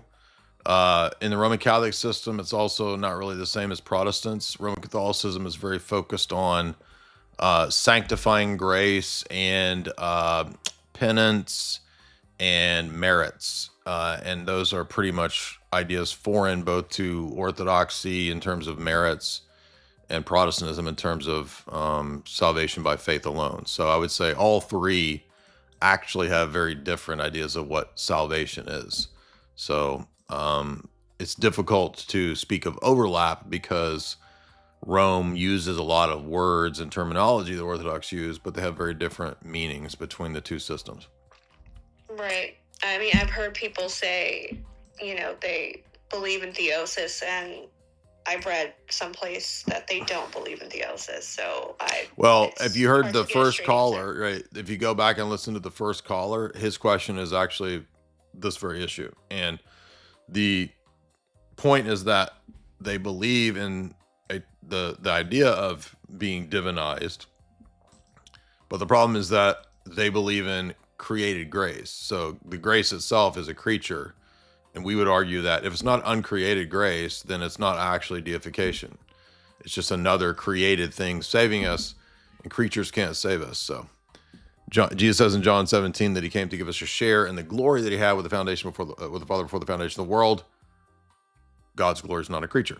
So there we go. Thermac, I don't know, whatever the hell this is. Thermac, what's up, dude? By the way, this movie got already, according to, I don't know how accurate these things that show, there's ways to somehow show with different browsers what the thumbs down are. And they're saying this movie has 60,000 thumbs up and 500,000 thumbs down. What's up, dude? Hey, bro. So I got two kind of questions. The first one is about the Odyssey. Is about what? The movie, The Odyssey. Okay. So I don't know anything about Chris Nolan other than, like, he's got these iconic movies, but I can't help but think, like, this one political thing he had to put in his movie, he's pissed that it's, like, fucking up the story he was trying to tell. Like, 500,000 dislikes on a Chris Nolan trailer. I mean, I can't imagine him, like, sitting in like Hollywood, like, pissed in his chair. He's like, dude, it's one casting. It's one freaking casting, and now the move, like, is this? No, it's not though. It's not just one casting. It's Helen of Troy and trans heroes. It's not just one. But I mean, Matt Dadbod is expressing all of their feelings about it right there. Tommy, what's up? Good comments. So appreciate your comments.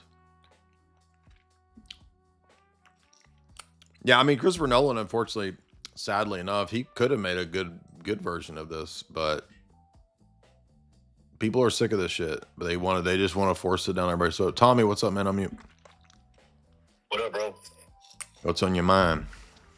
Hey, I just want to point out how funny it is to see Mr. Ellen Page next to all those guys on that one photo. That's pretty hilarious to see. It's kind of hot though. It's kind of hot. Yeah, dude, tiny. And then also, I don't know if you saw Matan's pod. He had Gavin and some rabbi. And didn't he have Captain Crack Rock and Gavin on? Yeah, dude. And I forgot what the rabbi said, but he said something like there's like 2 heavens or something. 2 heavens for Jews, one for Jews, and then one for everybody else.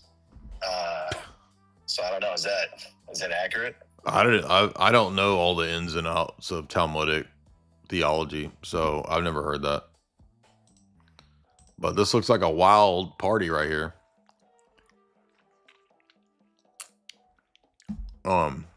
Where's Captain Crack Rock at? They bring him in later? They put him at the end of the table. Oh my gosh, dude. What is this madness? What America did to black people. You mean free the slaves? I'm not sorry about freeing the slaves. It's a history lecture. No, before now you get to listen. Freeing the slaves, the fact that we were. Oh, when I was Britain and I ended slavery globally, and went to Africa and said stop. When you think about it, y'all nothing. We went $1 trillion into debt ending slavery. You're welcome. No, Britain finally paid it off like 3 years ago. I'm talking about America as a whole. Yeah, but we're talking about slavery. Britain ended slavery. Hey, dude. Captain Crack Rock, man. That dude is on another plane, dude.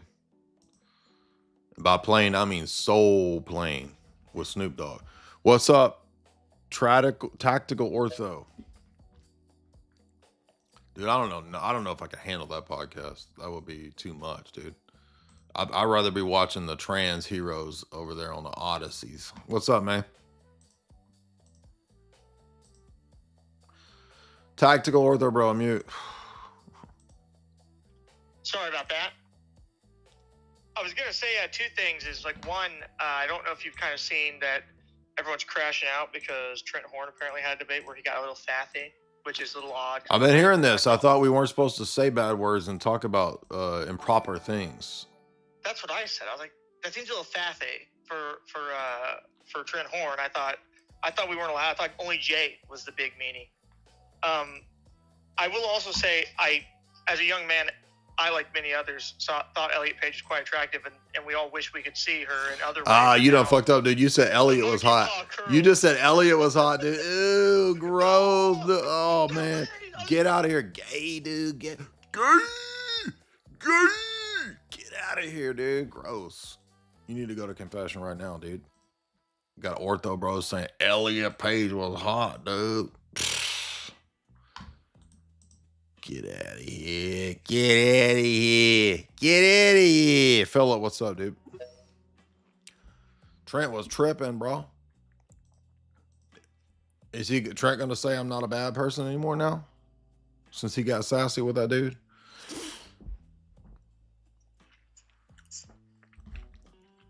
What's up? Hey, what's up, Jay? So I had a question about Rosemary's Baby. So there's a scene where Shit, you know that bitch I sang on Mom. You know that, right?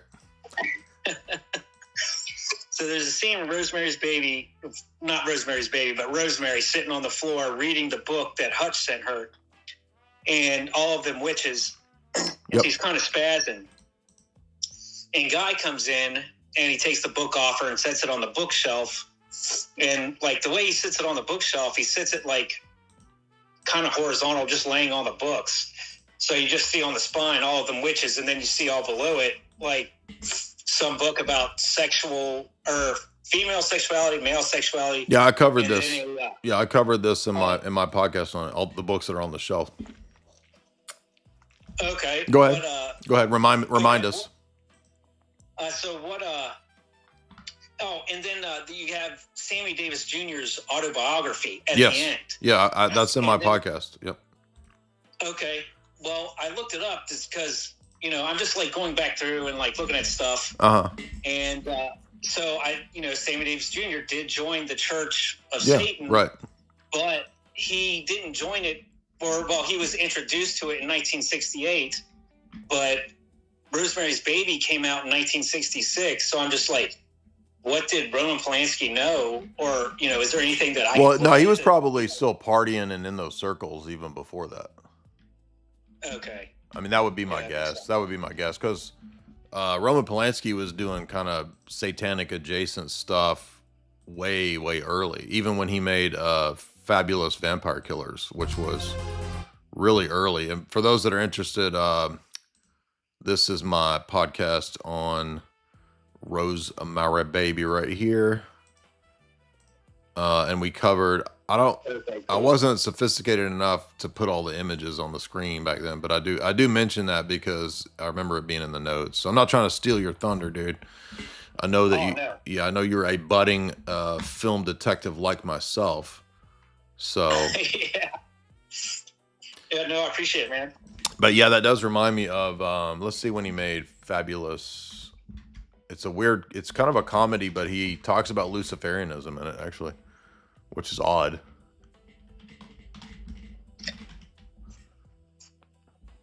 Yeah, and in the simple Google search that I did right after noticing that, it showed that like it was Anton LaVey's driver or bodyguard or something that introduced Sammy Davis Jr. to the church, and then the bodyguard or driver ended up getting murdered in the Manson family murders. So I just so crazy. So in 1967, Roman Polanski made Fearless Vampire Killers, and this is a weird movie. And did it say? I think it has. It has Sharon Tate in it too, which is weird. I don't remember her being in it. Damn, that is so crazy. I didn't remember her being in this. That's not the trailer. Where's the trailer at?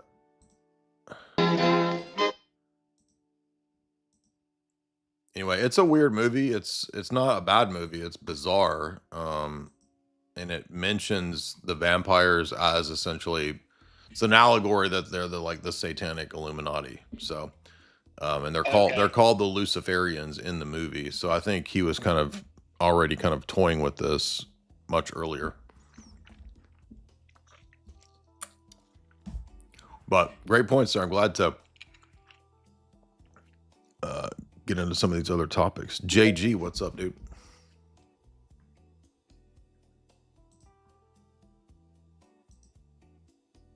JG, you want to unmute? Yo, what's up? What's on your mind? So I got 2 questions about theology, if that's okay. Okay. Yeah, so I was checking out your video about sola scriptura, and I'm like trying to master like the arguments against it. And you said a point about how like church service is important, and you cited Leviticus 10, the story of Nadab and Abihu. I think that's how you said it. Yeah. So what if like a Protestant said, well, that's like a Old Testament thing, like in the New Testament now there was no such, like, you don't need to be as strict with like church service. What should I? Yeah. So Paul says in Corinthians about the Lord's Supper that if you do it irreverently, you'll die in some cases. So that shows us that the same principle, the way that Paul rebukes the Corinthian abuses of the Lord's Supper, is the carryover of the principle of Leviticus about God absolutely still cares about that. Great question, though. Lord, what's up?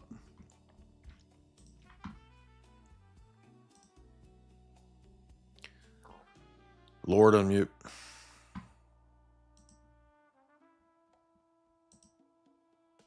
Last chance, dude. Unmute. Is that me? Yeah. Oh my god, I can't believe I'm talking to you. That's crazy. Alright, so I'm struggling. Hopefully you can help me out because I know you've experienced these things. But basically, I have been in an absolute prot slop evangelical church teaching dispensational Christianity for years. Oh. And I have been discouraged from reading the church fathers. So, of course, I'm like, okay, let me go ahead and read church fathers. And so now I'm 100% convicted that the Orthodox Church is 100% true, and what I'm doing is really, really bad. So anytime I go into the church now, I have an immediate feeling that you're not supposed to be here. What I'm doing is bad. So I've been looking for a church. And so I guess my main thing is, what should I be looking for when I go to a church? There's 2 Orthodox churches. I've attended 2 liturgies at each.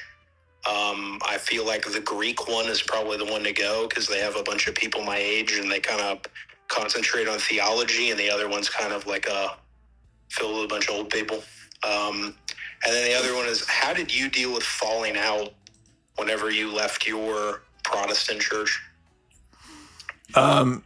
Time healed it. I moved on and don't even think about any of those people. I mean, there wasn't like enemies, but I'm saying like I lost a lot of friends.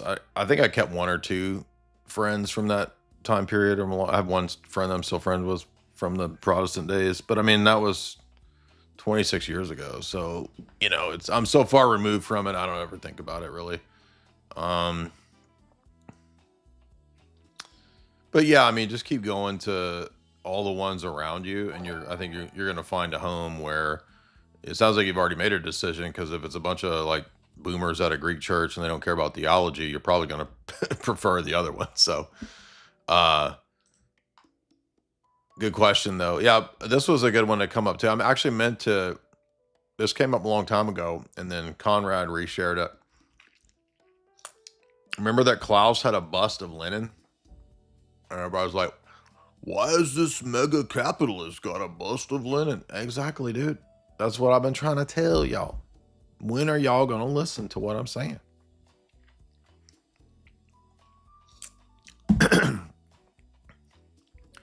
Jordan. What's up, Jordan?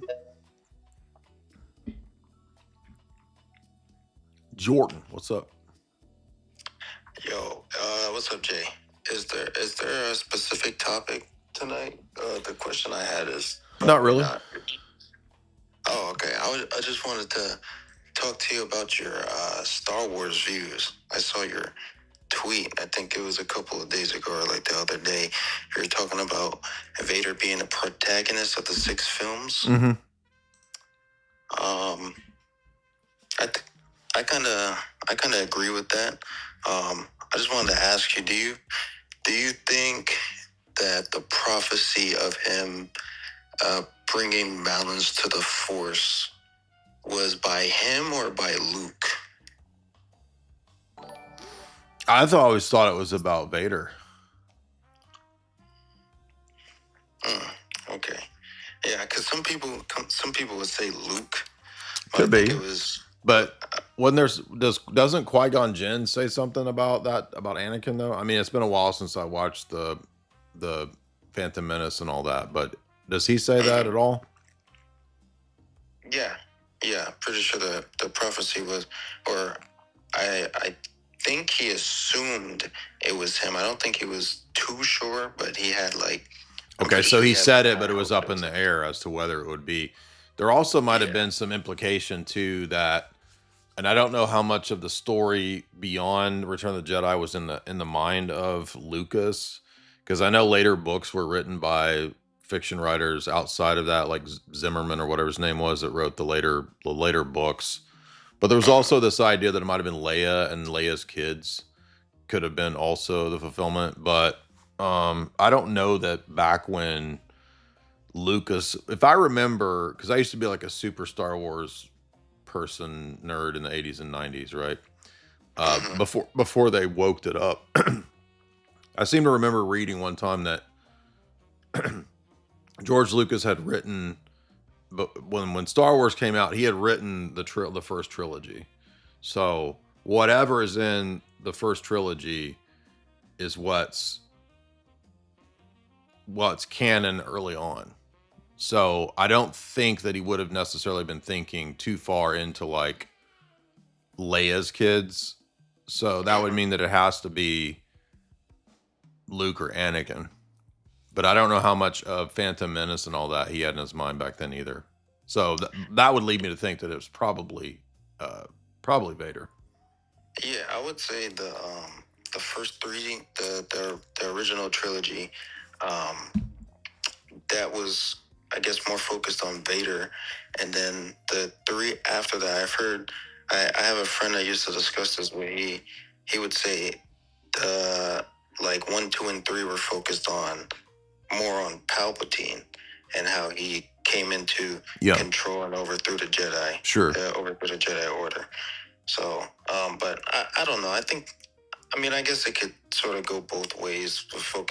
Be more focused on like Vader, because then you're getting his past and how he became Vader, on top of also knowing some history about Palpatine too, and his role in Vader's turning to the dark side. Yeah, my theory, that for those that didn't know the tweet that got a decent amount of views, I feel like Luke had a sacrificial role. Luke was the only one that could have reached in and touched Vader's heartstrings to bring him back to the good side. But Vader was the only person powerful enough to actually take on the Emperor, because Luke couldn't beat the Emperor. But Luke was necessary, kind of being willing to sacrifice himself for his father. I sound like Jordan Peterson now, but that's my thought. Yeah, I can sort of see that. I also like how I think it was when the original film came out. I think it's the Empire Strikes Back was the last of the original trilogy, where is at the end of the movie, and you see the Force ghosts of Obi-Wan. I think Obi-Wan, Yoda, and Vader at the time. You see Vader as he was when he finally took the mask off. Right. But I think they changed that to make him look like Anakin, how he looks like in Episode 3. Oh, that's right. I forgot they did that when they did those re-releases. Yeah, I actually don't like the re-releases, because we're gonna do a Star Wars stream, because we've never done it. So I went back and started rewatching A New Hope, and I forgot when I was watching it. I was like, oh, these are those stupid CGI added remakes, which are garbage. But you're right. Yeah, they add in Hayden Christensen as Vader in those. I sort of like it, because I mean, it makes sense, like in terms of continuity. Yeah. But I'm also I have a lot of criticisms of the 1, 2, and 3, because there's so much CGI, and it's just annoying to me. What do you think of the Jar Jar theory that Freddie Prinze? I agree with it. You really do? Really? Yeah. All right. Well, I'm gonna have to rewatch it, because I never thought about the Jar Jar theory since hearing Freddie Prinze Jr. say it. So I'll have to give my assessment of it. Yeah, it kind of makes sense.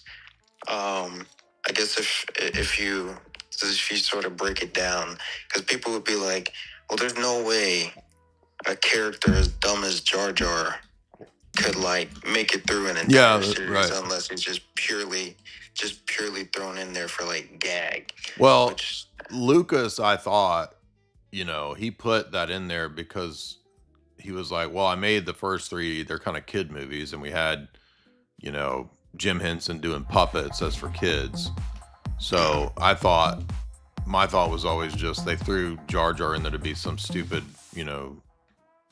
Phantom Menace version of Ewoks, and it's cute stuff, shit for kids. But I'll have to see if there's more to the Jar Jar theory. But now people in the chat are saying that Luke was more powerful than Vader. That's not true. Vader beat the shit out of Luke in Empire Strikes Back. What are you talking about? Who cut his arm off again? Exactly. Also, one more thing. I'm a little bit of a nerd about this. I got into like a back and forth with one of my friends when I was talking about this. I think Windu in episode 3 was actually it, because I think some people would say like, Palpatine played the fool, and like when they were having their little battle, he lost on purpose. I don't know. I kind of disagree with that. I think Mace Windu actually bested him in that bout. Interesting.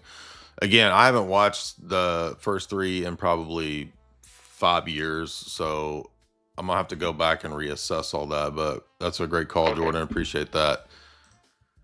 By the way, again, I don't know what is wrong with Tim Gordon, but Tim Gordon thinks that the first 3, Phantom Menace, and that's better than the original Star Wars. That is insane. That's actually more concerning than him defending the papacy. What in the world is he thinking, dude? Now, I'm not a total hater. I used to hate the first 3, and it's so corny and goofy over time that I don't hate it. It's fun, but it's also just stupid, dude. It's so stupid. But I'm willing to give it another chance and see if some of these competing theories, these revisionist theories, might have some weight behind them. We'll see. Now, I do think that the first 3 have some interesting parallels with like false flags, and George Lucas said he was critiquing like the Bush neocon government and all that. So I'm sure that part will be interesting. Alex has talked about this forever, so we'll take a look at that. But this was an interesting development. So I don't know who this Rupert Lowe guy is, but he's a British politician, and he's begun to call attention to the Fabian Society in the last few days. And this is something I've been harping on for many, many years. So it's fascinating to see British politicians now begin to speak of this. This went everywhere on Twitter, went viral, and then mainstream British media started writing hit pieces against this dude. So I don't know anything about him. Says he's a businessman, farmer, but sounds like he's on the right track of at least kind of figuring out what's going on.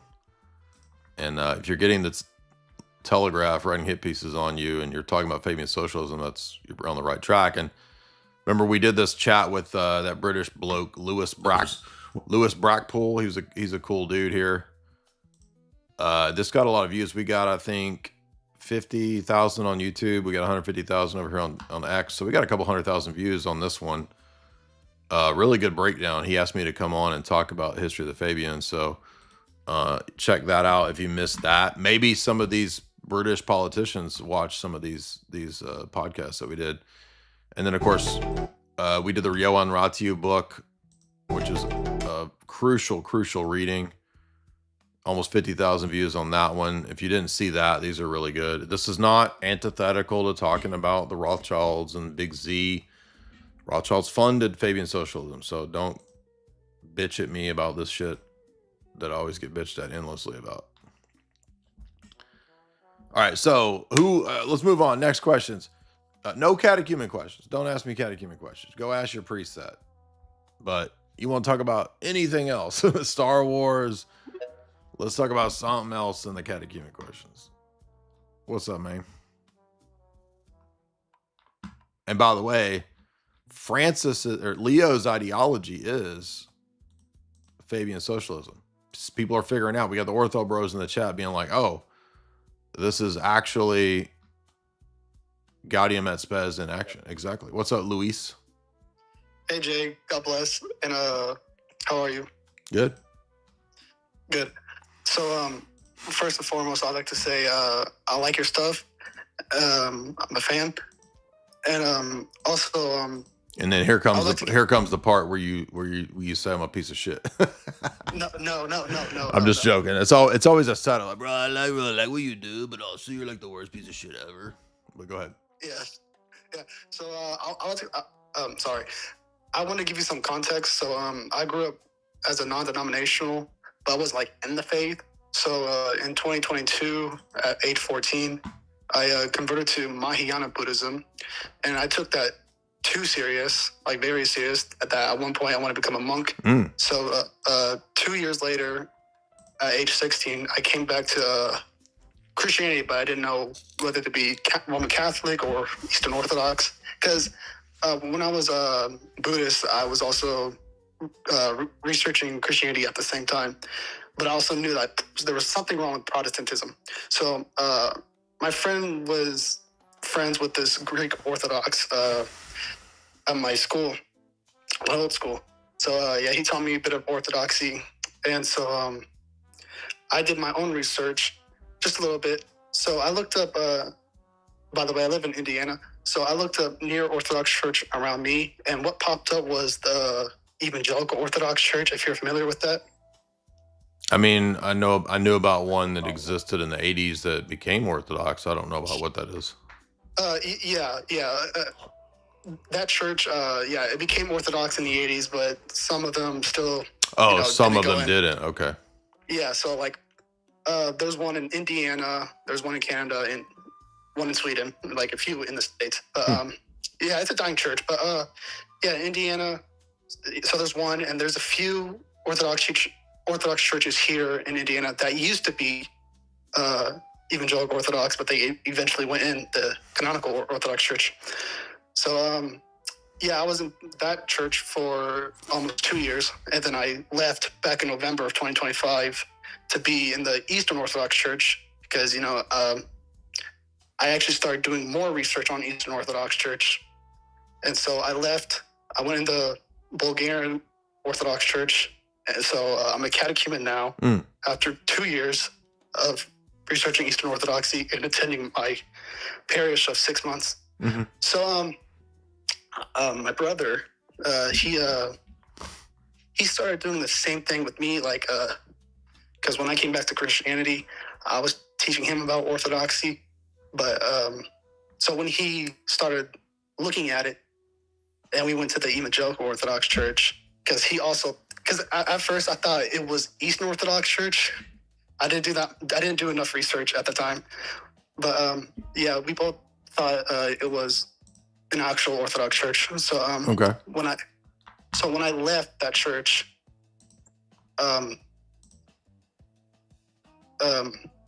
sorry. It's okay. So I'm 18 years old now. Okay. So when we left the Evangelical Orthodox Church to be canonical, it's like I'm not trying to like judge him, and I don't know his heart, but like it's like he uses it for aesthetics. You know what I mean? Like, yeah. Like we both have icons, but he treats them like as their only decoration. And so basically he's still evangelical in his mindset. Yeah, basically. And he'll post like videos on TikTok, and when the video doesn't go viral, like 200,000 likes, he'll delete it. And so I'll keep telling him, I'll wake him up every Sunday or ask him to come with me to Vigil or Vespers. He just says, no, I'll go next time. But every time that next time comes, he never goes. And, it's just like... How old's he? We're twins. He's 18. Okay. Well, you guys are still young, man. you guys are still going to be doing, dumb young stuff. So I wouldn't worry too much about them. Just give it time and just keep being orthodox and keep inviting him. And don't try to argue with him. There's no point in arguing with your brothers and your family members. Just give it time. Most of that stuff when you're 18, it ain't going to matter, dude. Just give it time. What's up, dude? Thank you for your call, though. What's up?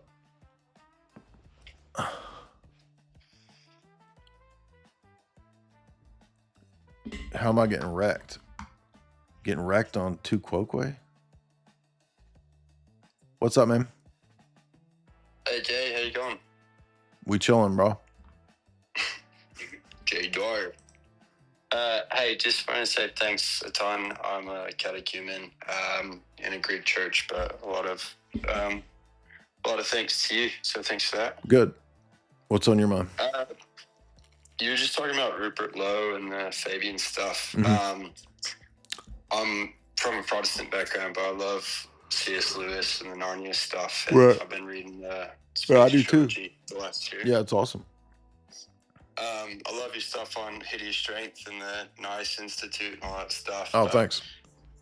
Yeah, I was just wondering if maybe with the recent stuff with Rupert Lowe and Fabian, maybe if you could share on like the NICE Institute and Hideous Strength with Fabian stuff. You mean reshare the podcast that we did or do something new? Yeah, something new, like long form. I think, C.S. Lewis having that name. And everybody knowing from Narnia. And Right. It's always that hook of like, oh, what? He was kind of like, based and cute. Yeah, it was prophetic. It's kind of prophetic. Yeah. Yeah, that like Western character and all that stuff is just insane. How similar it is to, a lot of people. Absolutely. In the mainstream. The other question I had, you do a lot of, Western stuff. Do you ever get around anime? Like, I haven't seen much. I keep meaning to. I just keep forgetting to. Just because it's not a genre that I really grew up with. I mean, I did enjoy in the 90s, Ghost in the Shell. That was pretty much the extent of my 90s exposure to anime, because I had a friend that was a professional comic book artist, but before he got pro, he liked some anime in the 90s and exposed me to some of it. But my first on the list, everybody said forever to do Neon Genesis Evangelion. So is that the one I should do first? Well, I would love to hear your commentary on Full Metal Alchemist. That's the one that comes up second. Everybody says that one second. Yeah, it's a lot of Kabbalah and alchemy and secret society stuff, and it's awesome. Okay. Just on that, I was wondering, Hermetic stuff, like Hermetic, esoteric, just wondering if you had any good kind of histories, or even from like Orthodox perspective, just that whole kind of tradition of Hermeticism. Like, yeah, I mean, the trilogy, God, History, Dialectic is a necessary trilogy, theologically speaking. I don't advocate for everything that Pharrell argues for today, but that trilogy is good on that subject of how Western theology, when it adopts Filioque, goes into basically another version of Hermeticism, because it's just Neoplatonism is what Filioque is grounded in. So that I've always thought that thesis is correct since I read it many years ago. But the Cambridge Companion to Western Hermeticism, which we read and did several talks on in the last few years, is also what you'd want to get. It's not written from Orthodox perspective, but it's a lot of the same type of research. So those two. And if you guys didn't see my C.S. Lewis Space Trilogy talk, it's right here.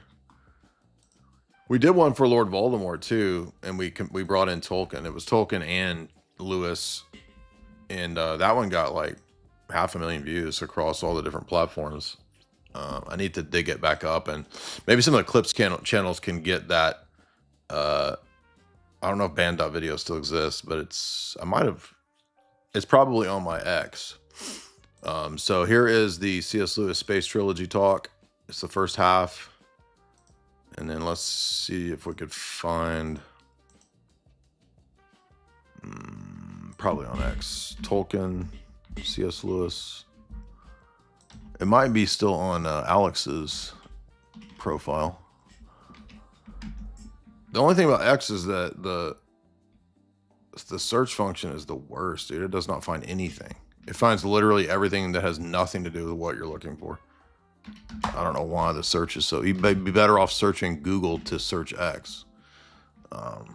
Let's try this, though. See if we get something. Every now and then, the search function will work, but rarely.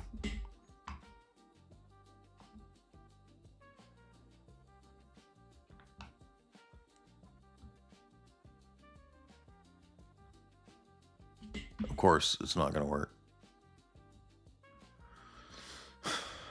Which sucks too, because like, why would it not pull up the post that had like massive amounts of views? You know what I mean? Let's try searching the bookmarks, which also never works for Tolkien.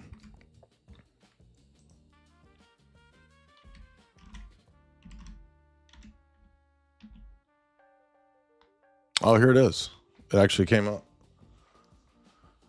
Tolkien, C.S. Lewis, exposing global elites. Let me reshare that. There we go. In fact, I should put that underneath the Lewis, whatever that guy's name is. What's that guy's name? Lewis something.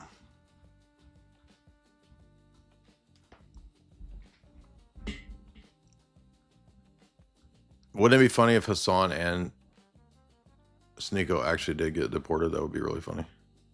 Yeah, here we go. So I'll put that right here.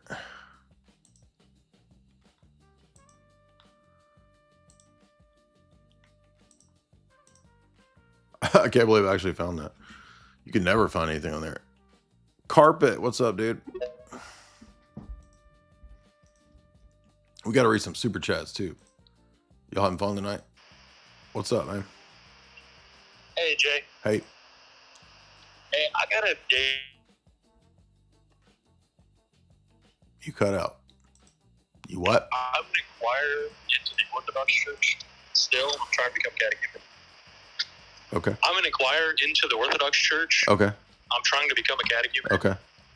And I go to Vespers regularly, and I met a girl there, and she's already gone through the catechumenate and everything. She's very pious, and I'm struggling to keep up with her piety, and I don't.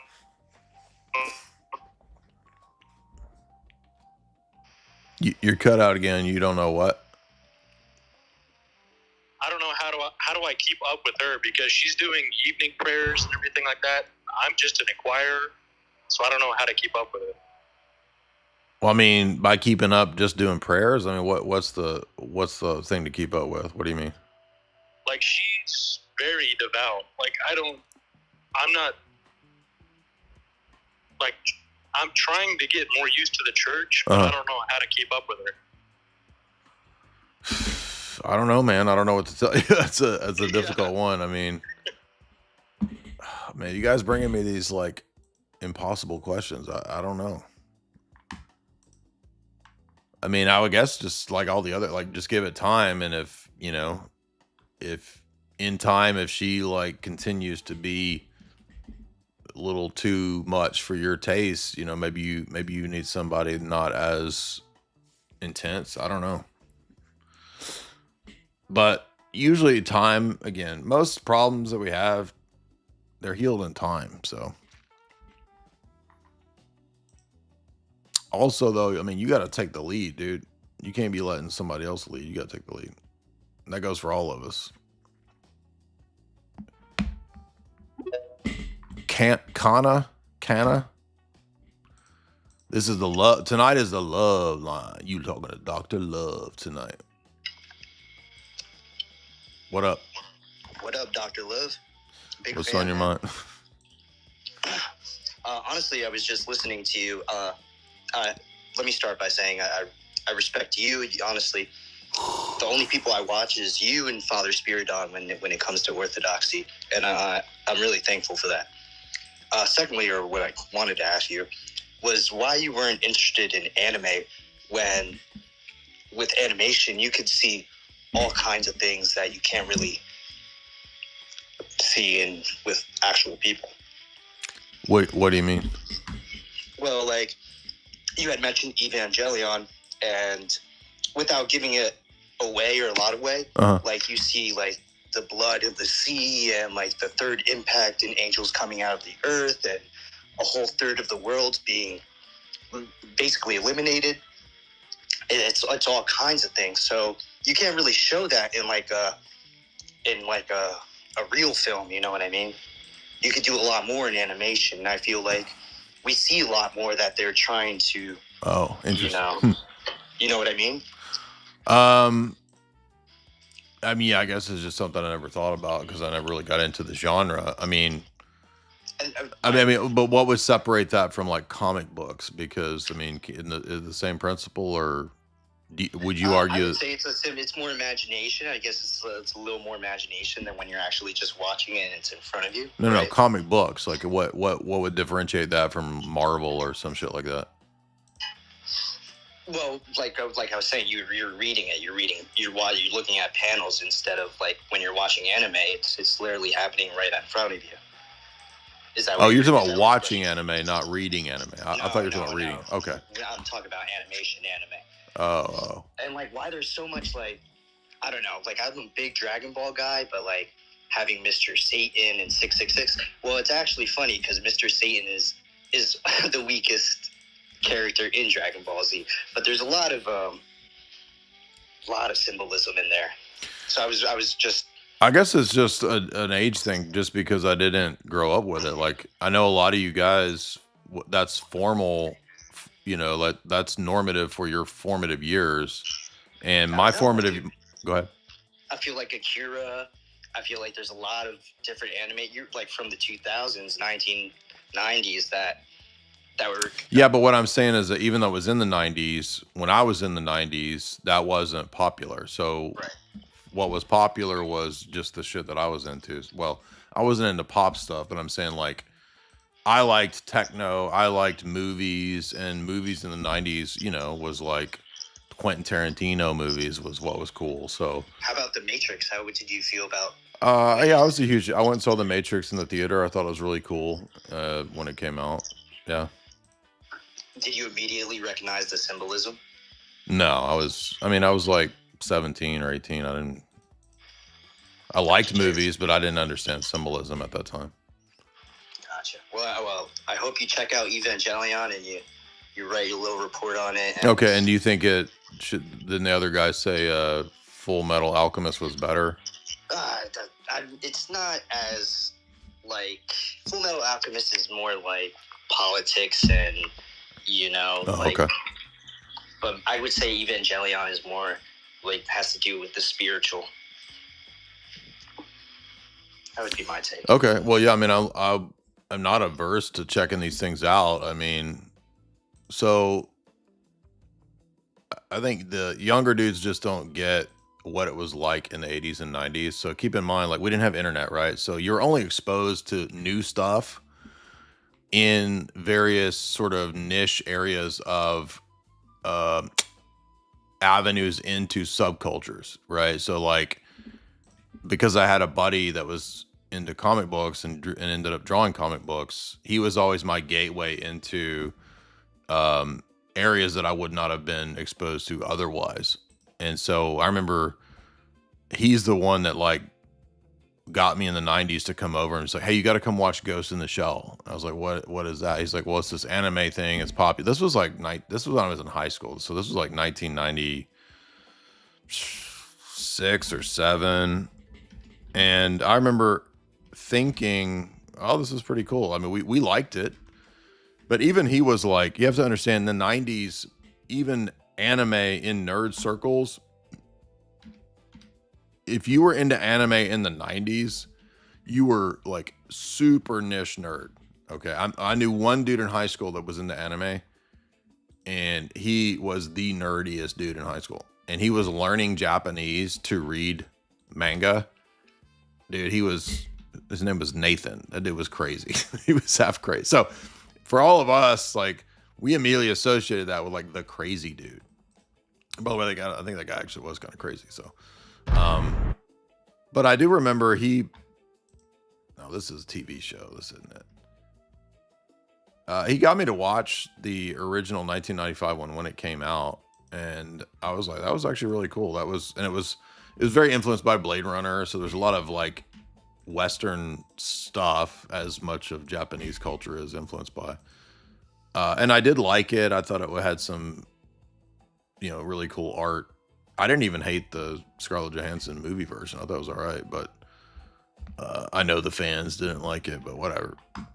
And then I did get exposed to Miyo Hayazaki's movies, which is, in that same basic genre. But like, you keep in mind too, this is when I'm like 16, 17, 18. I'm interested in girls, dude. I'm not interested in anime. I'm interested in movies because everybody goes to the movie theater. Nobody sees that. There was no venues for anime. Like, you would have to go order a VHS, because this is when DVDs are new, right? You'd have to order like a VHS or find some DVD of anime, and that's like a huge process because there's no anime on TV in the 90s. The only other thing that I was exposed to, which I always found kind of interesting but also gross and distasteful, was when Liquid Television would play Aeon Flux, right? So again, remember, you don't have access to all of these kind of weird things like you do now.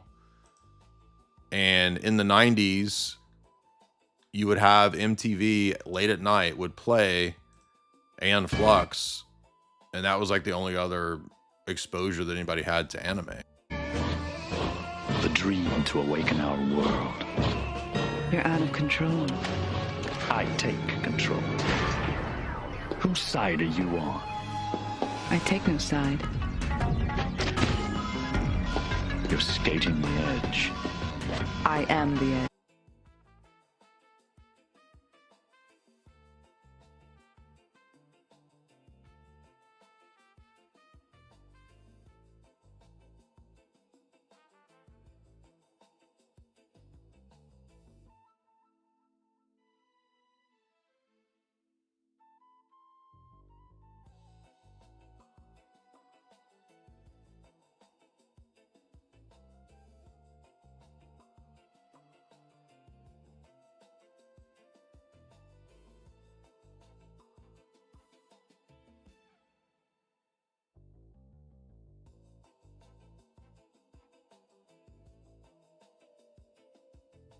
I think in the 90s, people overlooked the fact that you had like limited options of exposure to subcultures and counterculture.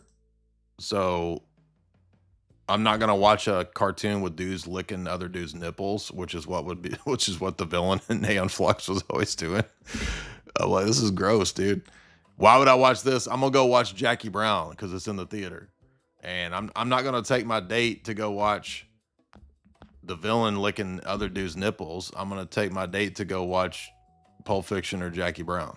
So that's why there's no movie theaters playing anime, dude. Now, maybe if you were in New York or LA, you had more access. I'm in the middle of Tennessee, dude. For us, counterculture that's cool in the 90s was Tarantino, Chemical Brothers, it's just not a lot of options. And anything to do with comic books, even though my friend is my friend, but I used to rag him all the time. Dude, that's nerd shit. You are a freaking nerd, dude.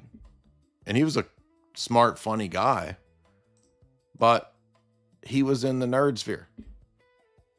So why am I going to be in the nerd sphere when that's like kryptonite to girls, dude? Comic books in the 90s was kryptonite to girls. Like, what are you talking about? Comic books and anime. They were like, what the hell is anime? It's like a 10 to 20 year cycle before the nerd shit becomes the thing that girls do. Okay. Girls didn't play video games in the 90s. Nerds did. Okay, you might play a little video game on the weekend with your buddies. You know, you play some Smash Brothers, drink some beers. That's fun. But girls are not playing. There's no girl gamers. That didn't exist in the 90s. Now all the girls are gamers and they love all this nerd shit. It's like, you got to understand, dude, this was kryptonite to females in the 90s.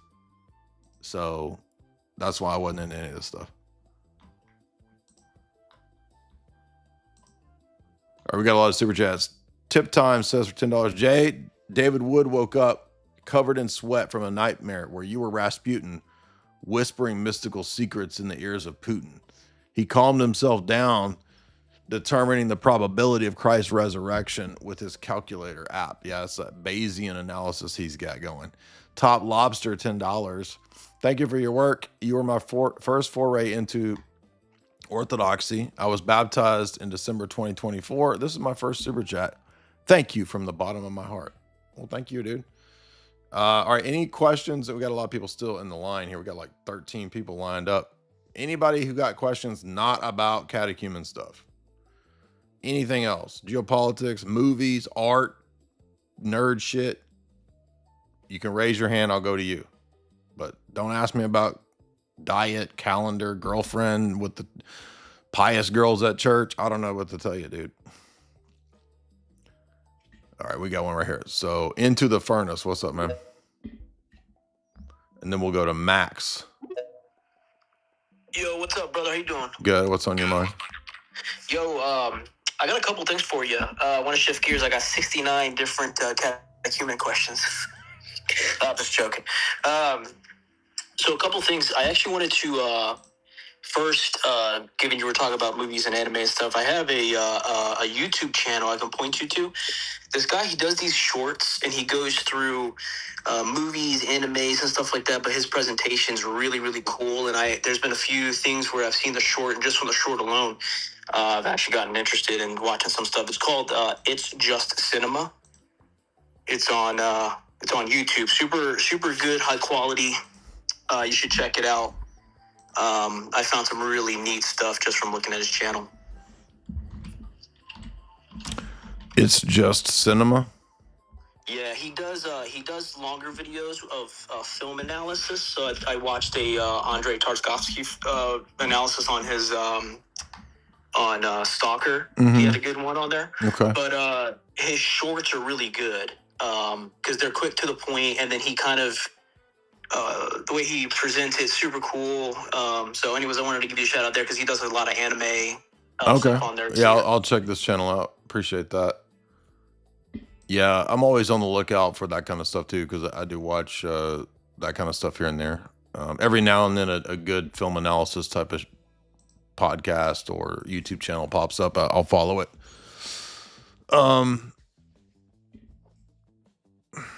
Yeah, I think we'll try to do some anime. I know you guys have been requesting it vehemently for years, but so we'll try to do some of that pretty soon. We're gonna do Star Wars next, though. We got to do that. Max, what's up? Yo, can you hear me? Mm-hmm. So, I really like your tag argument. I really opened my eyes. I'm in Idaho, and so it's either Protestant boomer slop or evolution. So, I want to compliment you on that. Definitely been going to an Orthodox church. Okay, good. That's pretty cool. But good. I got some questions written down. I don't know how long you want to go for, but this is something I was thinking about today. I was reading Leviticus and the beginning of Numbers. Okay. So, okay. If Byzantium had little to no legal rules for their power transition from like emperor, and I know they had like 3 empresses, which I thought was kind of interesting. It typically was hereditary. The child who was born in the purple room. Have you heard about the purple room? Mm-hmm. The public and military viewed purple-born heirs as having a higher spiritual right to rule than an outsider. This led to pretty commonly usurpation or rebellion. Many of the Byzantine's greatest, most stable dynasties were founded by military usurpers who murdered or mutilated their predecessors, because there was like a rule where if you mutilate someone, they can't be the emperor. Do you know about that too? Well, I've heard the main criticism that a lot of people have, which I think is probably accurate, is that Byzantium had this bizarre idea that anybody who was successful in a coup or revolution was then kind of providentially ordained to be the next ruler. So I don't think that, even though there's a lot of good principles in Byzantium, I don't think that means that everything needs to carry over. I'm sure they had some retarded shit that is just bizarre like that. Well, I really like your idea too, because this whole America thing, especially after the 250th anniversary, people have been going crazy, especially Alex Jones, and I know you disagree with him about that a lot. And I like Alex a lot. He's really smart, and he's got a lot of connections, but I think he definitely gets crazy with the 1776. Although I think America, what do you think about America? You know, I know you don't measure us civilization or empire based on technological advances, but I was thinking about this.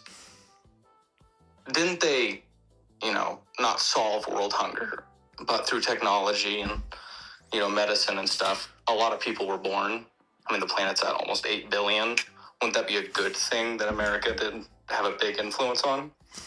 Yeah, sure. But I mean, a lot of times we want to attribute positive things or good things to the totality, and it may not be as a result of the totality of the ideology of that time. Like, you know, people say, oh, well, you know, America did this or America did that. Well, America is really just a name for a whole bunch of different people groups. And the majority of those inventions and advancements aren't from the entire country of America. They're from certain peoples within that framework that, through their own heritage, tradition, biology, genetics, gifts, are actually doing a lot of that work. It's not the America as some generic proposition that's collectively doing this.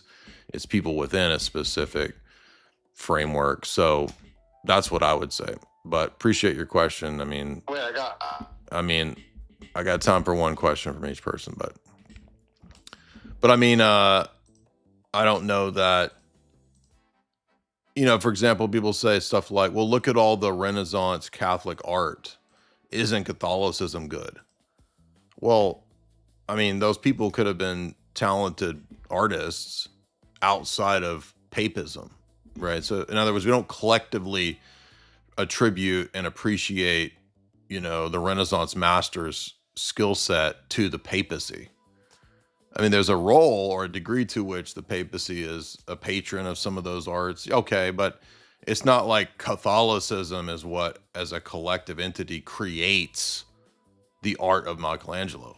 There's a degree of influence, but it's the same with, like, to me, it's kind of weird when people collectively attribute inventions or things to themselves or to the totality of some, like, America is why we went to the moon. It's like, America went to the moon?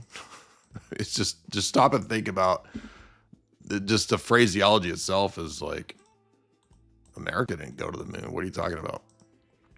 Black ladies doing science took us to the moon. Okay.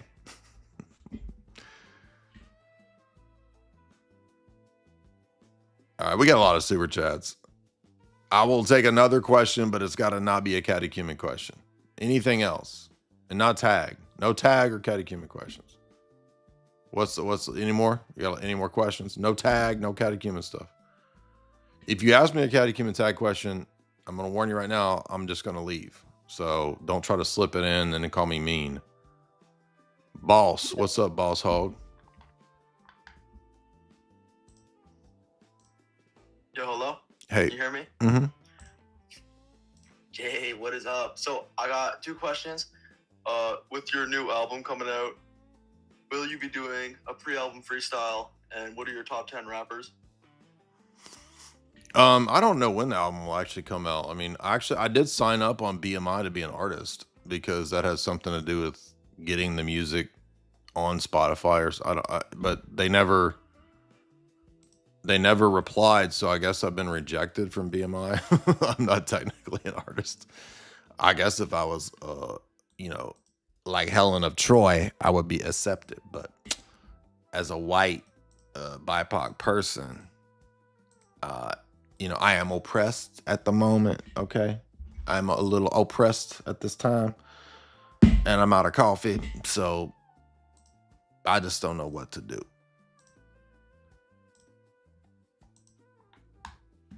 Who are my favorite rappers? Dude thinks I got a list of 10 favorite rappers. I mean, I like, for fun, every now and then I'll listen to some of my fellow Wiggas. But I don't have like a favorite rapper that I go to.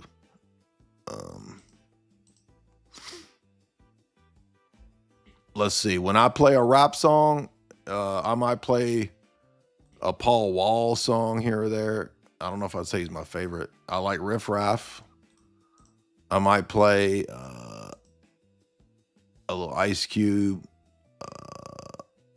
I don't like Eminem. I've never liked Eminem. I've always thought that dude sucked. Who am I going to listen to? Let's see if we can pull up musics. Where's my like music? Let's see.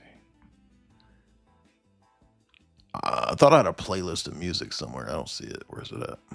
Playlist. Here we go.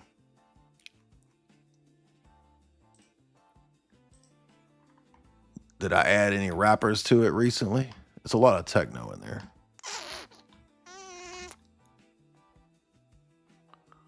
It's a lot of my own songs. I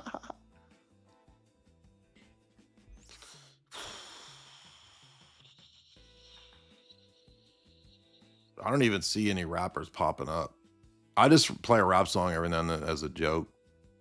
I don't hate rap, but I'm not like a... I usually listen to techno and 90s stuff. So, I mean, I'm having to scroll a long way and I don't even see any rap yet. But, oh, I listen to Project Pat, 3-6 Mafia. I'll play that a lot. That's fun.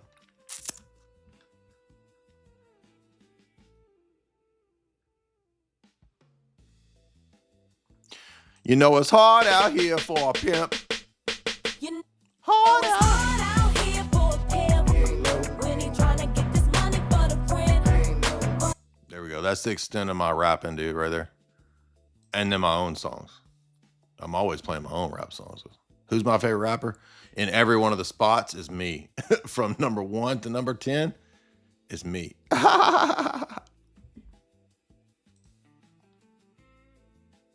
right. We got a lot of super chats. Let's get to that. Did y'all have fun tonight? This was a nice chill stream. Ericoda, $5. Jay, did you watch The Wolf? No, I keep forgetting to do this. This guy's been telling me for 3 nights to do that. I need to never watch it because he'll super chat for forever, telling me to watch this werewolf trailer. So we got your boy Robert Eggers, who is a confirmed esotericist. He done made a werewolf over here. Werewolf. And everybody said, oh, this is looking crazy.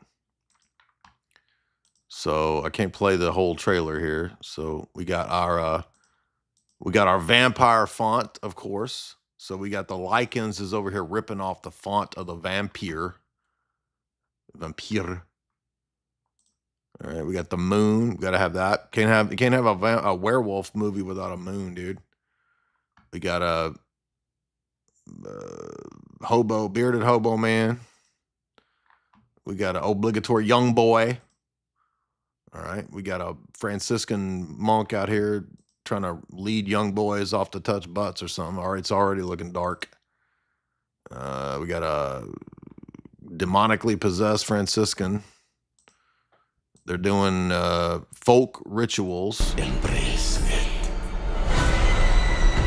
Yikes. Yeah, this looks pretty crazy. So he's getting initiated into becoming a Lycan. Then we got some a poverty family doing a poverty pilgrimage, trying to find some bread scraps across Europe. Plague scraps. Please, sir, can I have some moldy scraps? Please, sir, could I have some scraps, sir? Please, sir, could I have some moldy bread scraps, sir? No. All right, we got naked men in the forest. It's already creeping me out. We got is that fake Scarlett Johansson? Scarlett Johansson, but not. All right. We got this is where Anakin goes and kills all the sand people. Speaking of Star Wars. We got milk maidens. All right. Milk maidens. I'm almost sold on it. What else? Ooh.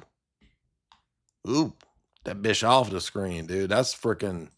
We got Ann Lee in person. This testament of Ann Lee done showed up. Dude. Exercise that bitch. Punch that bitch in the gut. Get over here, bitch. We're going to exercise. All right. We got a Latin mass over here with the trad cats. Yikes. We got more deformed peasantry. Give that, yikes, dude. Look, all of them deformed. Give them boys a scrap of bread.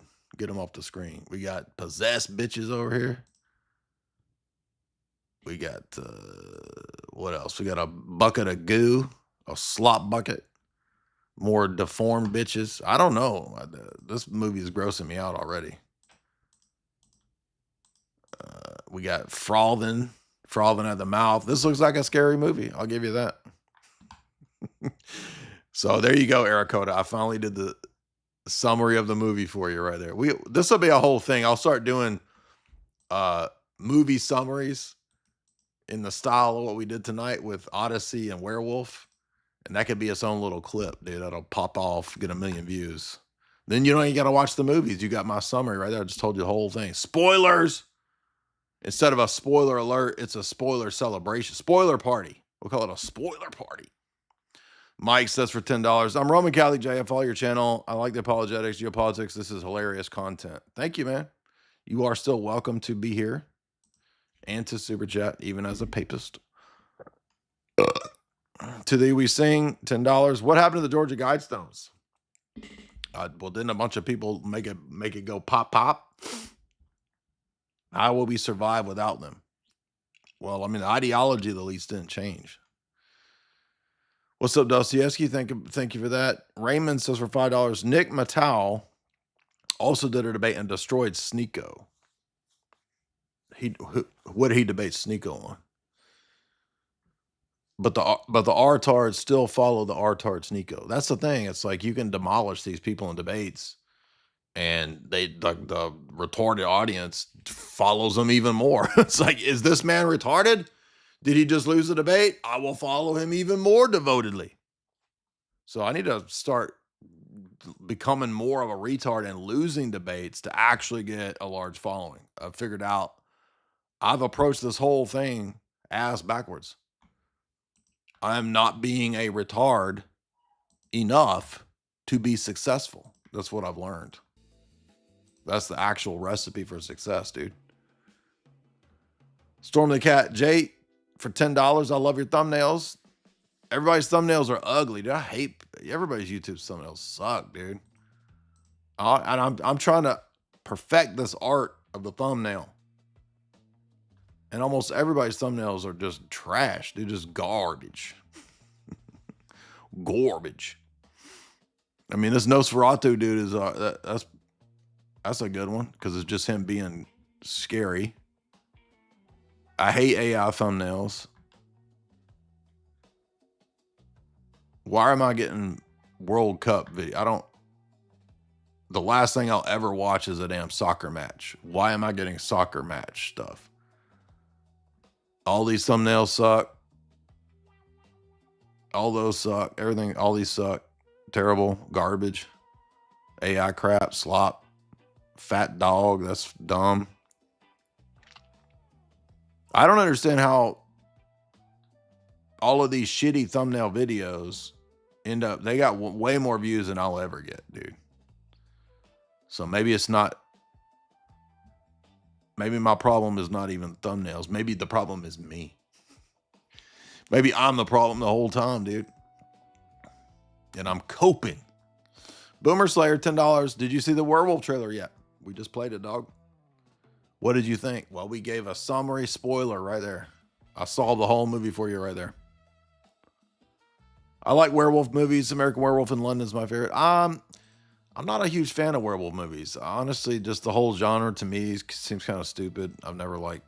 I mean, I like vampire stuff. Okay, I don't like Twilight, but you know, I like some vampire movies. I like Francis Ford Coppola's Gary Oldman vampire movie. That's good.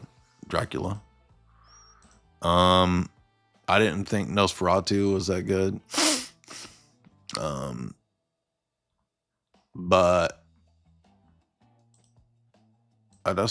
there's that one werewolf movie that was funny. Remember what's the name of the satire one I thought that was pretty funny. And the guy that's the star of that, he's making his own movies now, so he's kind of doing his own thing.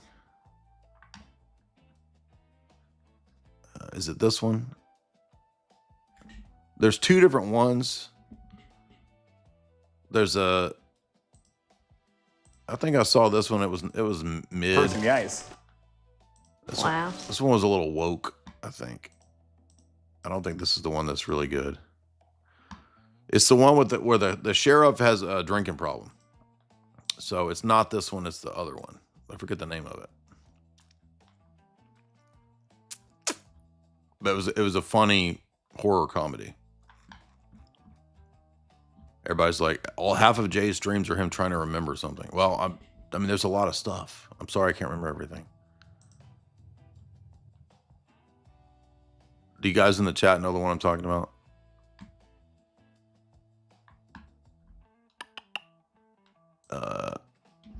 Let's see.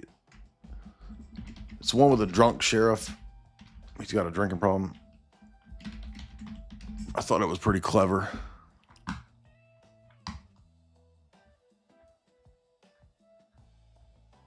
I don't know. Now I can't find it. Somebody's got to know that one. No, if you watch Silver Bullet, dude, it's almost unwatchable. Yeah, Renfield was good. I mean, I like...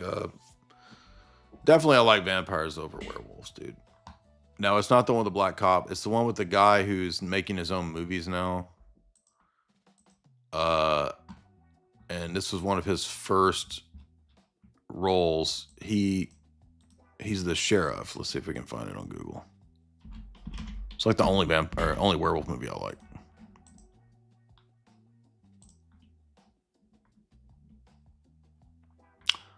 Wolf Snow. This is it. Wolf Snow Hollow. This is it.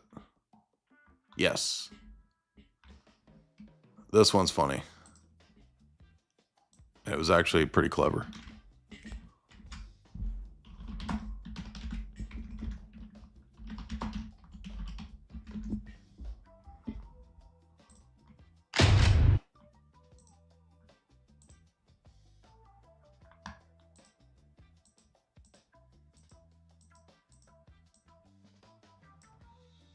Our expectations of you are very low. Spans the bets, which I can't. Yeah, so this dude is like making his own movies now. He's kind of figured out how to like go independent, which is pretty cool. I forget this guy's name. This might even be, I don't know if this is one of his films or not, but anyway. Wolf of Snow Hollow is the only werewolf movie I like. Lee M B, $5. What is the church's view on unaliving? Well, it's obviously a grave sin, and in scripture it's always connected to the demonic. But I think if there's a situation where people don't have the full use of their faculties, then obviously it wouldn't be held against you, right? Like, you know, let's say, I don't know, some intelligence agency kidnaps you, drugs you, and then forces you to unalive yourself. Like, obviously that wasn't, you did not have the full use of your will and faculties. So I don't think we have to have some legalistic view that, you know, universally in every single sin. But it is a grave sin. But I don't think we have that view of like Roman Catholics that, oh, there's like, that's one of the unforgivables. Well, there might be situations where people have mental problems and they didn't have full use of their faculties either, right? So Miss Lingasher, $10. Is there a clear distinction between Crowley and his view of do what thou wilt and the ethics and standard of democratic enlightenment libertarianism? I mean, no, at its basic foundational fundamental axiom level, they're the same.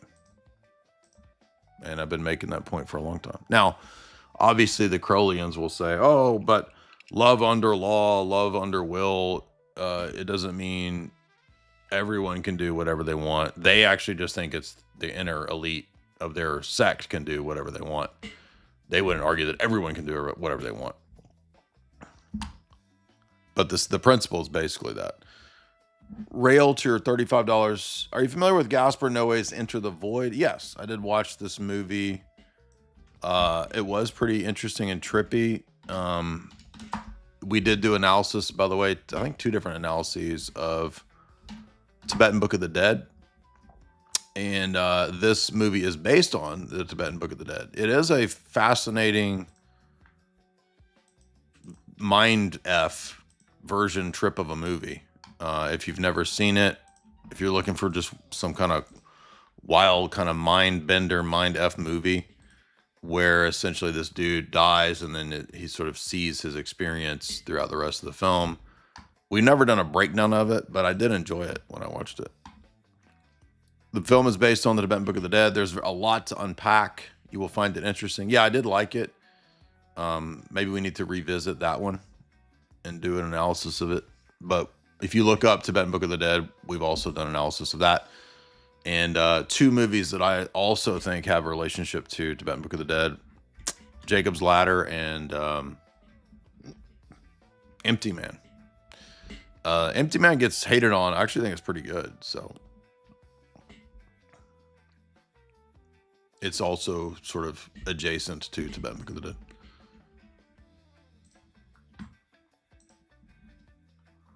Snuggles sends $50. Guys, can you all see Jay is actually a sweetheart? Thank you. Hello. By the way, thank you guys for calling in. I'm gonna let the call-ins go. Appreciate the call-ins tonight, guys. A lot of fun. If you do want my film analyses and breakdowns, of course, you can get the trilogy, Esoteric Hollywood 1, 2, and 3 at the website, and Jamie's books as well. They break down pop culture and symbolism. Her books are in the shop at Jay's Analysis, and they are listed in the show description. And yes, they're all signed copies. That's the whole purpose of getting them at the website, is they're signed. So it never fails, though. Everybody always asks, can I get signed copies? Yes, that's why there's the website shop. They're all signed. But thank you for that fat super chat. Mahalo, $5. I asked a fundamentalist Baptist, how do they know if they're worshiping correctly? Because Nadab and Abihu were consumed for offering the strange fire. They didn't have any idea. They cherry pick, and that's an understatement. Absolutely. Broccoli, $15. Thank you for reading books that my semi-literate self cannot read. What is a comedy movie that you recently watched? Awesome. Thank you so much for asking me questions outside of catechumen questions. Thank you guys so much. I love the catechumens and the inquirers. I'm not hating on you guys. It's just the questions are just always the same. What was the last funny thing? Jamie, come here. I got to think for a second to figure out what the last funny thing, because a lot of times we shut movies off if they're trash, because so many movies are trash now. And there's not very many funny movies anymore. So I'm trying to think, what was the last funny movie or TV show that we watched? Can you think of a comedy? Widow's Bay, that was funny. Actually had some episodes where I was laughing really hard. The shaman scene was very funny.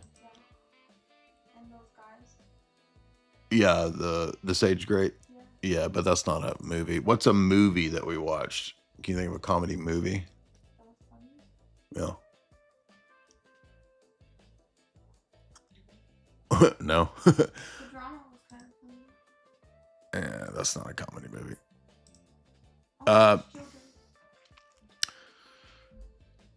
I mean,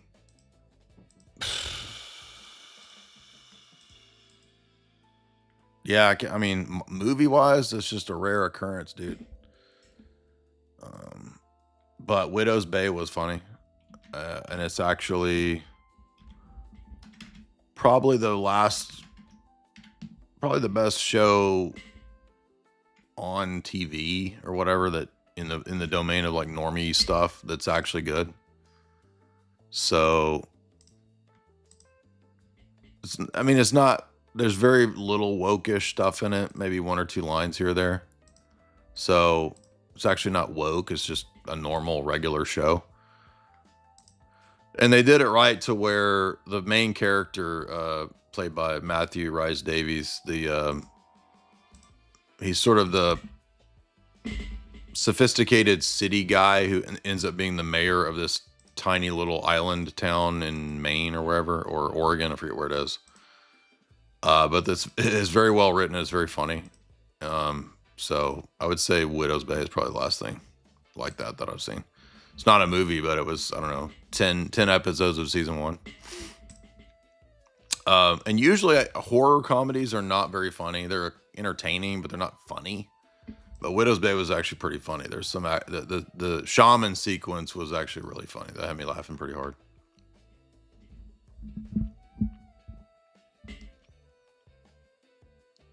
Yeah, Widow's Bay is really funny.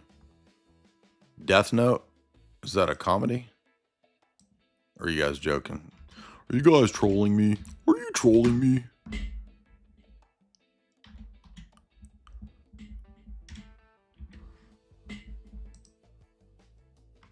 Oh, you mean Death Note anime? Okay.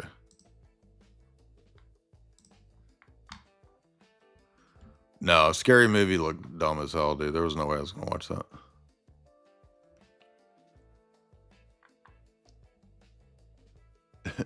I like Backrooms. You think Backrooms did have a couple funny parts. So I don't know if you're saying it, you're dissing it or saying that it was. I know the last comedy movie that we saw. It's not technically a comedy movie, but it kind of is. I watched the recent Riff Tracks, and it was really funny. Which one was it? It was Flight to Hell. Yes, Flight to Hell was funny.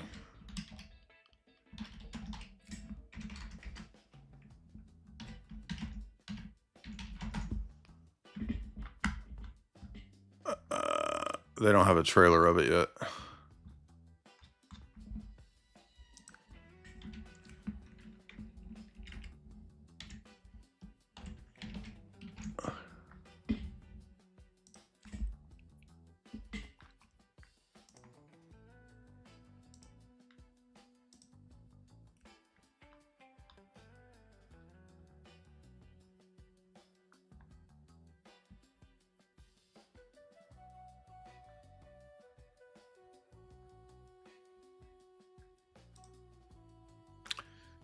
Yeah.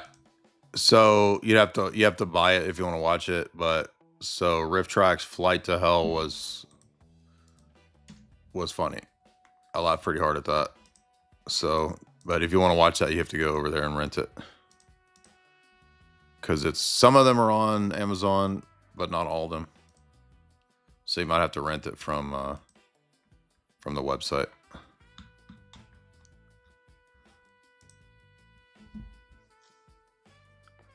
Hush Tones, $5. Did you see Sal Vacuno and Captain Rock, Crack Rock?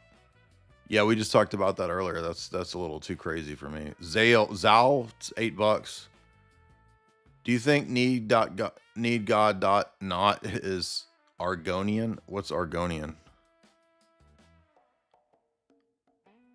Fireside Fable 200 R's. We need more orange donations. Chat. Y'all need to send more. Y'all are 100% gay. I like the way you think. Gay. Matt, $25. Jay, you mentioned it. How would people die from the Eucharist if they weren't purified? Well, Paul just says that the covenant curses can come upon you if you partake of the Eucharist unworthily. So he says some of you are sick and some of you have even died because you partook of the Eucharist unworthily.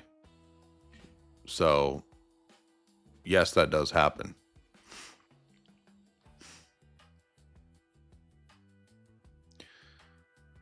Mang Yup says for $200, Jay, I'm still asking you to add emojis. Well, I started to do it, and then you have to like downsize every single one of the pictures. It's a huge hassle. That's why I just got busy. I just didn't have time to do it. Matt says for $5, you brought up Anton LaVey. The ex-Satanist Mark Pazio claimed to have been personally taught by LaVey. Yeah, I'm familiar with Mark Pazio. He claimed that Anton taught that satanic priests had to come from a Catholic priest background. That stuck with me. Yeah, I mean they do believe that there's power in Catholicism, but also, you know, Anton LaVey's Satanism is atheistic. So like, why would there be power in that? But Matt says for $5, FMA is basically truth in plain sight. Politics, conspiracy, ritual magic. You mean Full Metal Alchemist? Solomonic magic. Neon Genesis Evangelium is basically Kabbalah in animated form. FMA is IRL. Evangelium is Kabbalah and Talmud. Interesting. How are Japanese people into Kabbalah and Talmud? That's just bizarre. But I mean, it's in Disney stuff too. You know, it's in Final Fantasy. Brave and $5. Did you see Wes Huff said he doesn't believe that John 8 is inspired? Yeah, I've heard him say that. What do you think about that as well? We did an interview with a New Testament guy many years ago, James Snap. You can find that. You need to debate him. Wes Huff has said 4 times he won't debate me. Mr. Anderson, $5, 3 times or 4 times. You got to do the YouTube Gadi Mai Churi. They're Hindu witches. I mean, are we surprised that there's Hindu witches? Like what? I'll look it up, but that shouldn't really surprise anybody that there's Hindu witches. Gadi Mai Churl.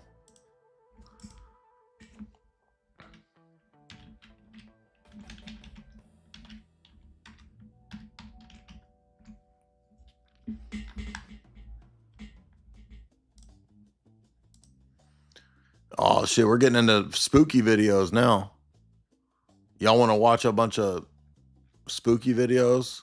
We're going full James LaFleur. We're going full slapped ham. Number 3, chills. I hope that this Hindu witch can actually straighten out her posture. It would be hard to live your life with this sort of a posture. Oh, I think I've always had a killer chills impression. But okay, so this is an hour and a half of this crazy chick just wandering around like a fentanyl zombie. So 64,000 people watched this crazy Indian woman wandering around limping. She got a pimp limp, and everybody watching this for 2 hours. Brother, what are you doing?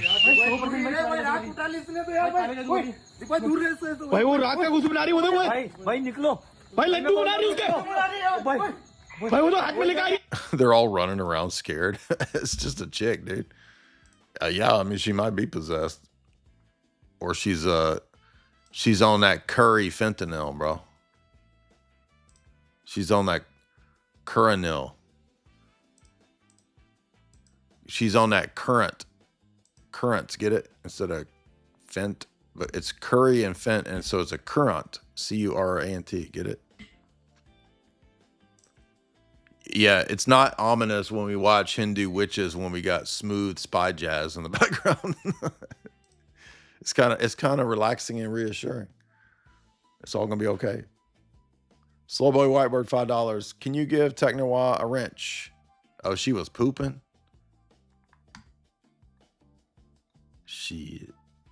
Shit, get it? Shit, because she's pooping, get it? Yes, I forgot to give Tech Noir a wrench. Where's he at? If I see him popping up in the chat again, I'll do it. Just remind me again next time. Sorry, I forgot. Jethro is getting overwhelmed. Well, Jethro, he ain't got to do it every night. I understand. I appreciate the commitment to banning retards. Okay, here we go. Just don't ban people for 4-letter words. Just ban retards. That's the policy around here. JT, $14. If you're from an Aryan background, can you come around to the idea of the Trinity? But you've come around to the idea of the Trinity. Who do you direct the prayers to? All the prayers in Orthodox Church are Trinitarian. We pray to the Father, through the Son, and the Holy Spirit. In the name of the Father, Son, and Holy Spirit. So, can you pray to each of the persons of the Trinity? Yeah, sure.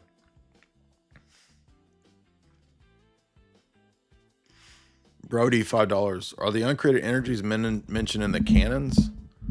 I mean, canons are usually about church governance, not really about theology. So I don't think the energies are mentioned in the letter of Agatho to the Sixth Ecumenical Council. And the council teaches that Christ has two wills and two energies. So yes, in the Sixth Ecumenical Council, but typically canons don't mention theology per se.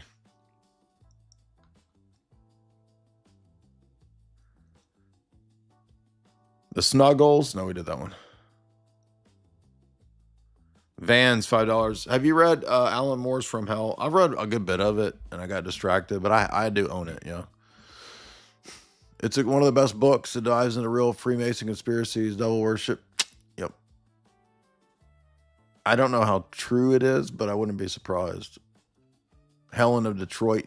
Exactly.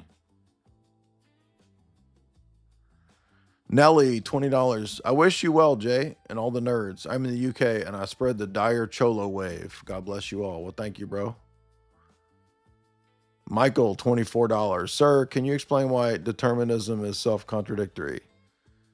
Yeah, because it's called the determinist fallacy or the naturalist fallacy. If determinism is true, it would negate the possibility of having the distinction between the true and the false, because everything would be equalized, all actions would be determined, and there would not actually be true and false. There's just what is. So then true or false becomes impossible, and thus you could not know that determinism is true. X-Lockstep, $5. Charlie Kirk, the guy that called in, it was like the Area 51 caller from Art Bell. They was triangulating that dude. Thank you for the junk, Wigger. Hush Tones, $5. No, we did that.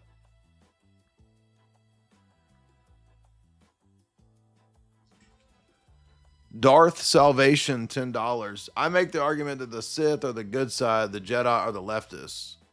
Now, I've been making this argument for a long time because, I mean, from the Orthodox paradigm or Christian paradigm, because the Jedi don't believe in objective truth.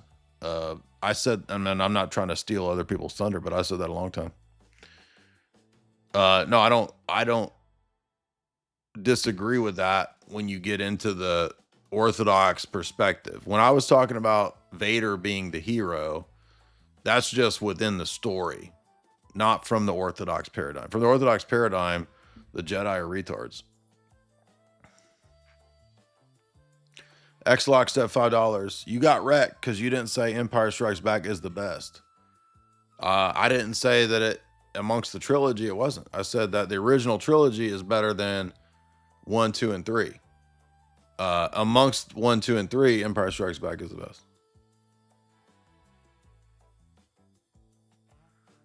Mangyup gifted memberships. Appreciate that, dude. Jay, please watch Full Alchemist. Okay. Banana up to about $20. Jay, this is a funny story from the Tower of Babel book. Montague Norman, who was basically a co-founder of the Bank for National Settlements, yes, went to Carl Jung for treatment for depression. Carl Jung said he was untreatable. That is interesting. I didn't know that. Lockstep, $5. Kids have somewhat better insight because they stand on the shoulders of giants. They forget that. That's why they should be checked.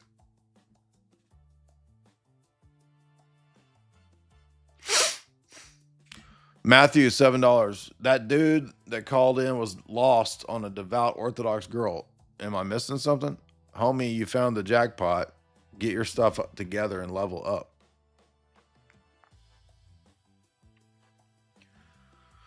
Green Soldier, $5. Jay, if you do an anime analysis, ignore the entirety of it all and go to Legend of Galactic Heroes. It has everything that you're looking for. Grandiose historical drama, politics, philosophy, and esoterica.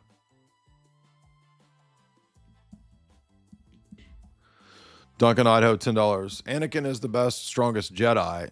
He is maimed and cybernetic, since only living things can channel Force. That's why Palpatine wants Luke to replace Vader, who can no longer fulfill his potential. Interesting. I mean, I'm familiar with the sort of transhumanist mechanist themes, and I've been making that critique for a long time.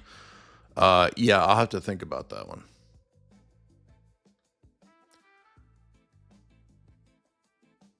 Lam Marconi, I am Marconi, $5. Play Russian hard bass. Well, is that? That's going to ding the copyright. Duncan Idaho, $10. In EU novels, expanded universe, Luke becomes the strongest Jedi to ever exist. Yeah, I've heard that. How far did you get? I only read that first one by Zimmerman. That's it. I didn't get. I quit caring about Star Wars when I was in high school. Make sure to watch Full Metal Alchemist. Brotherhood, not Full Metal Alchemist. Okay, is that two different things? Big Sacco, $5. When are you debating Professor Dave? He said you never contacted him. I said multiple times publicly in DMs, let's debate the existence of God, and he wanted to debate evolution. I'm not an evolution debater. We owe Sneako props because Sneako actually united everybody against Islam. That's funny. Alpha Goy, $5. Have you seen the show Reprisal? It's a 50s retro theme about gangs being brainwashed brawlers. No, I've never heard of that. Reprisal? Okay, I'll have to check that out.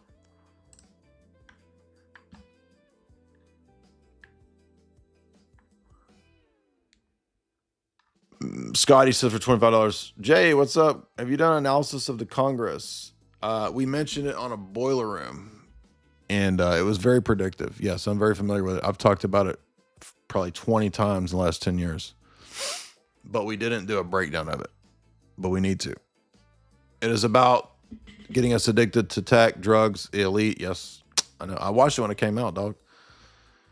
The book is from the 70s. Oh, I didn't know that. I didn't know the book went back that far. Anonymous, $5. Jay, thank you for what you're doing. Do you ever think about going to Mount Athos? Maybe one day. Matt, $5. I'm not joking, bro. Full Metal Alchemist is a TV show version of your lectures on the British Empire and its intelligence. Evangelion is like if you took the Talmud and Kabbalistic schizos and made a movie. Well, both of those sound pretty crazy.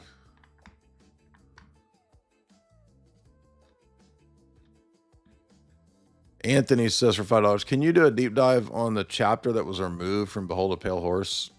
I mean, dude, I don't. Honestly, no. I don't follow William Cooper. I've always thought William Cooper is kind of crackpot. Yes, I'm familiar with Mystery Babylon series. Yes, I've read and owned Behold Pale Horse. But, I mean, we got BIPOC lives to celebrate. Why are we gonna do William Cooper, dude? Let's see what Reprisal is that this guy's saying I need to check out.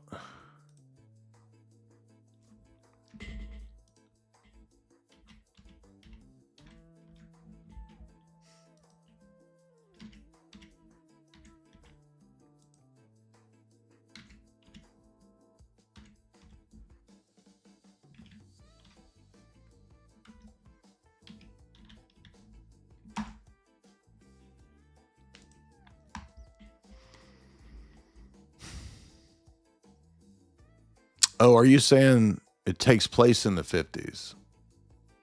Not that it's... I thought you meant a 50s TV show. Hulu. What is this about? Hyper Noir follows a femme fatale taking revenge against a gang. That might be interesting. I like noir stuff.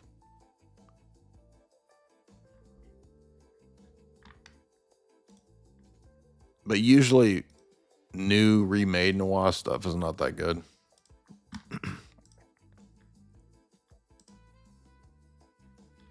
All right, guys. Thank you so much. A lot of fun tonight. Great questions. Good broad scope and breadth of a lot of different topics. Anime stuff